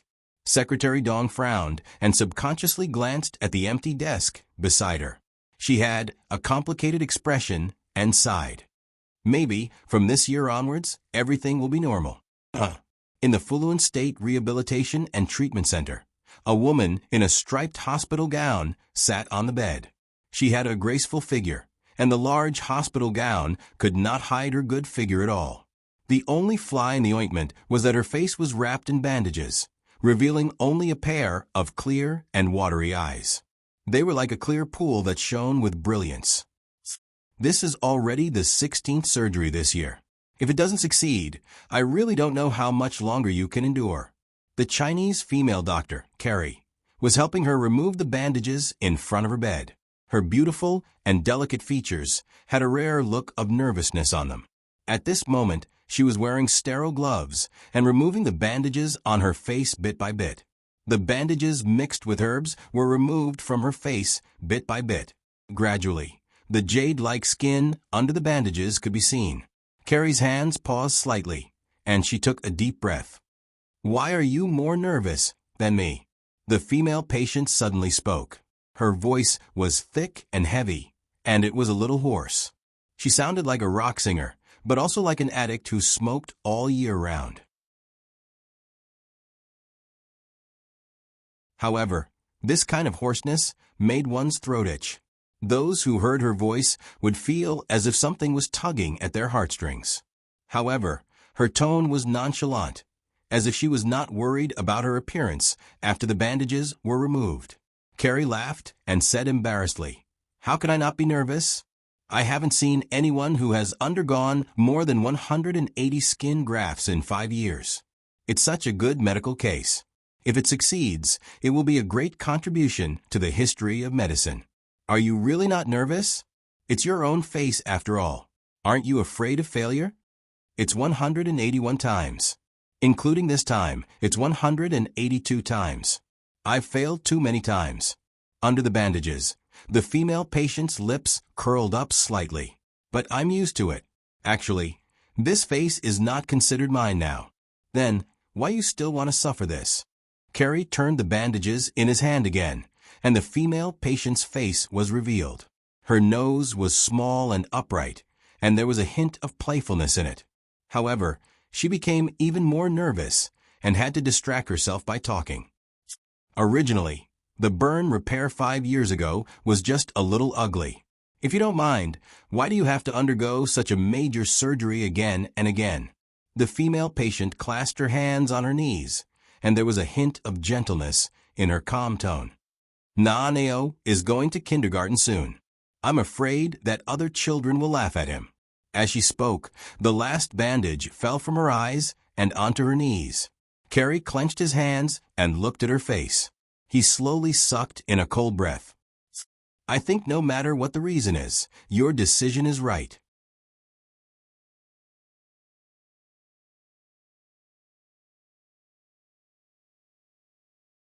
Chapter 3:11. Outside the rehabilitation center's ward, a man with short, silver-white hair sat on the sofa in the corridor. In his arms was a little boy playing Tetris on a game console. The little boy was wearing a black suit with a red bow tie around his neck. He looked delicate and said in a childish voice, "Uncle, you shouldn't put this here." "Then put it here." The silver-haired man dragged the Tetris on the tablet patiently. The little boy slapped his hand away mercilessly and said angrily, "No, no. Uncle, why are you so stupid?" With a creak, Carrie opened the door. "Sinian, the gauze removal is done. How is it?"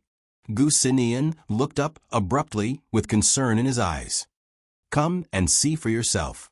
Before Carrie could finish speaking, the little boy in Sinian's arms had already stepped on his knee, jumped to the ground, and rushed into the ward. The poor tablet flew out of Sinian's hands the moment he jumped and hit his head hard. A heavy groan sounded in the corridor. Carrie couldn't hide the smile in his eyes. He covered his mouth and lowered his head. In this world, the only person who could be so rude to Sinian was Yao. In the ward, the female patient sat facing the window. The sunlight from the window shone on her face, creating a soft halo. The little boy ran in and shouted sweetly at the figure, "Mommy." She turned around and revealed a brilliant smile with her back to the light. "Now, now, Mommy." Naaneo's eyes widened and he froze on the spot. "What's wrong?" The female patient looked doubtfully at Now, who did not dare to approach. A trace of disappointment flashed through her eyes. She subconsciously touched her face and asked cautiously, "Mommy, am I very, very ugly?" Naaneo, who was stunned, shook his head desperately. He suddenly came back to his senses and dove into her arms. He exclaimed, "Mommy, you're so beautiful. Mommy, you're the most beautiful mommy in the world." Sinian followed closely behind Naaneo, looking at his sister who seemed to have gained a new life. His lips curled into a gratified smile. She had suffered too much in the past 5 years. Now it was finally over. Back then, if he hadn't found out that the car had been tampered with in advance and sent people to search the bottom of the valley at the first opportunity and rescued Yi Huanyan from the car, who had been washed downstream by the water from upstream, 2 lives would have been lost. However, her face had been burned due to the car explosion. Over the past 5 years, she had undergone nearly 200 skin grafts to repair her face. Her face had completely changed, and she looked like a completely different person. Yi Huanyan was carrying Naaneo. She looked up and saw Sinian come in. She stared at his forehead in confusion and asked, "Brother, what happened to your head?" Hearing this, Sinian held his forehead and said carelessly, "It's nothing. I just bumped into it.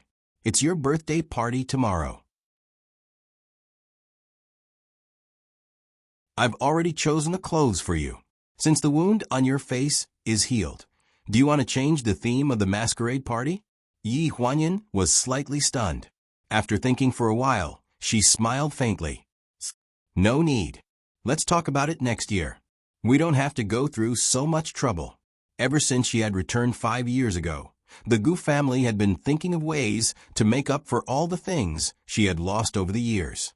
From the small things like food and clothing to the big things like her advanced studies and birthday parties every year, the whole family had worked together to take care of her no matter how big or small the matter was. Because of her disfigurement, she did not like to go out. During her first birthday party, her mother, Wen Yi, and father, Gu Heng, had planned a masquerade party. It was not only to introduce her identity as the second daughter of the Gu family to everyone, but also to protect her from revealing her true appearance. After that, her birthday party was held like this every year. All the relatives and friends of the Gu family knew that this second daughter didn't like to show her face. She was doted on by her parents, and the masquerade party every year was extremely luxurious. The venue for this year's birthday party was an uninhabited island in Florence State. By the way, Mom and Dad don't know about my successful surgery yet. Brother, don't tell them first. I want to give them a surprise. Yi Huanyan seemed to have thought of something, and a sly look appeared in her eyes. Gu Xinian raised his eyebrows. Okay, I'll help you keep it a secret. The pain of disfigurement wasn't only Yi Huanyan's pain, but also the pain of her biological parents all these years. It was the first time she saw her daughter with severe burns on her face. If it wasn't for her father comforting her that there was a way to fix it, her mother would have cried until she fainted. The Four Seasons Villa was one of the 10 famous villas in the world. It was also the only private villa among the 10. It was located on a small island in the southern part of the United States. The villa had the island as its boundary and contracted the entire island. It was a private villa that a duke spent 50 years to build in the last century. Now, it was the Gu family's private territory. Everyone in the Gu family lived there. In a small detached bungalow in the west court of the villa, a sweet-looking girl threw a pink dress on the ground. As if she couldn't vent her anger, she stomped on it twice more. Is this the work of that designer? You want me to use this piece of cloth to compare with that ugly freak at the birthday party? Don't you know how much the dress Brother Xinian prepared for her is worth? $10 million.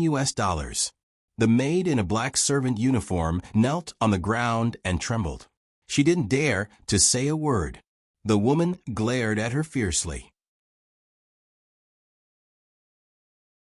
Tell that designer that there must be cut emeralds and South African diamonds on my dress. The more expensive and gorgeous, the better. The maid held the bundle of clothes and trembled as she left the house. She could still hear the sound of the woman smashing things in the house. What kind of stupid masquerade party is this? She's ugly, so she thinks she can hide her ugly face and wear expensive clothes. I'm the second miss of the Gu family. I'm the real one. When the maid went out with the bundle of clothes, she bumped into the young master, Gu Xinian, who had just returned from the airport. She was so scared that her hands trembled and the gauzy dress fell to the ground. Gu Xinian frowned. He picked up the dress and handed it to the maid. Linda, what's the matter? Why are you in such a hurry? Linda looked back and quickly shook her head. It's nothing. It's just that Miss Duo doesn't like this dress. I'll tell the designer to change it. Hearing this, Gu Xinian looked at Linda in confusion. When he saw the bloodstain on her neck, his face suddenly sank. Did Duo fight with you again? No. The maid quickly shook her head. She took the dress and wanted to leave. It's just a dress. Is there a need to make such a big fuss? Gu Xinian's face sank again. At dinner time, the Gu family sat at the long table to eat. Gu Heng sat in the middle. On his left sat his beautiful and gentle wife, Wen Yi. On his right was Gu Xinian. Next to Wen Yi sat Gu Duo. She was attentively picking food for Wen Yi and calling her mommy affectionately. You're tuning in to the Echo Reads YouTube channel. Don't forget to subscribe and join us on this journey to catch the most captivating stories.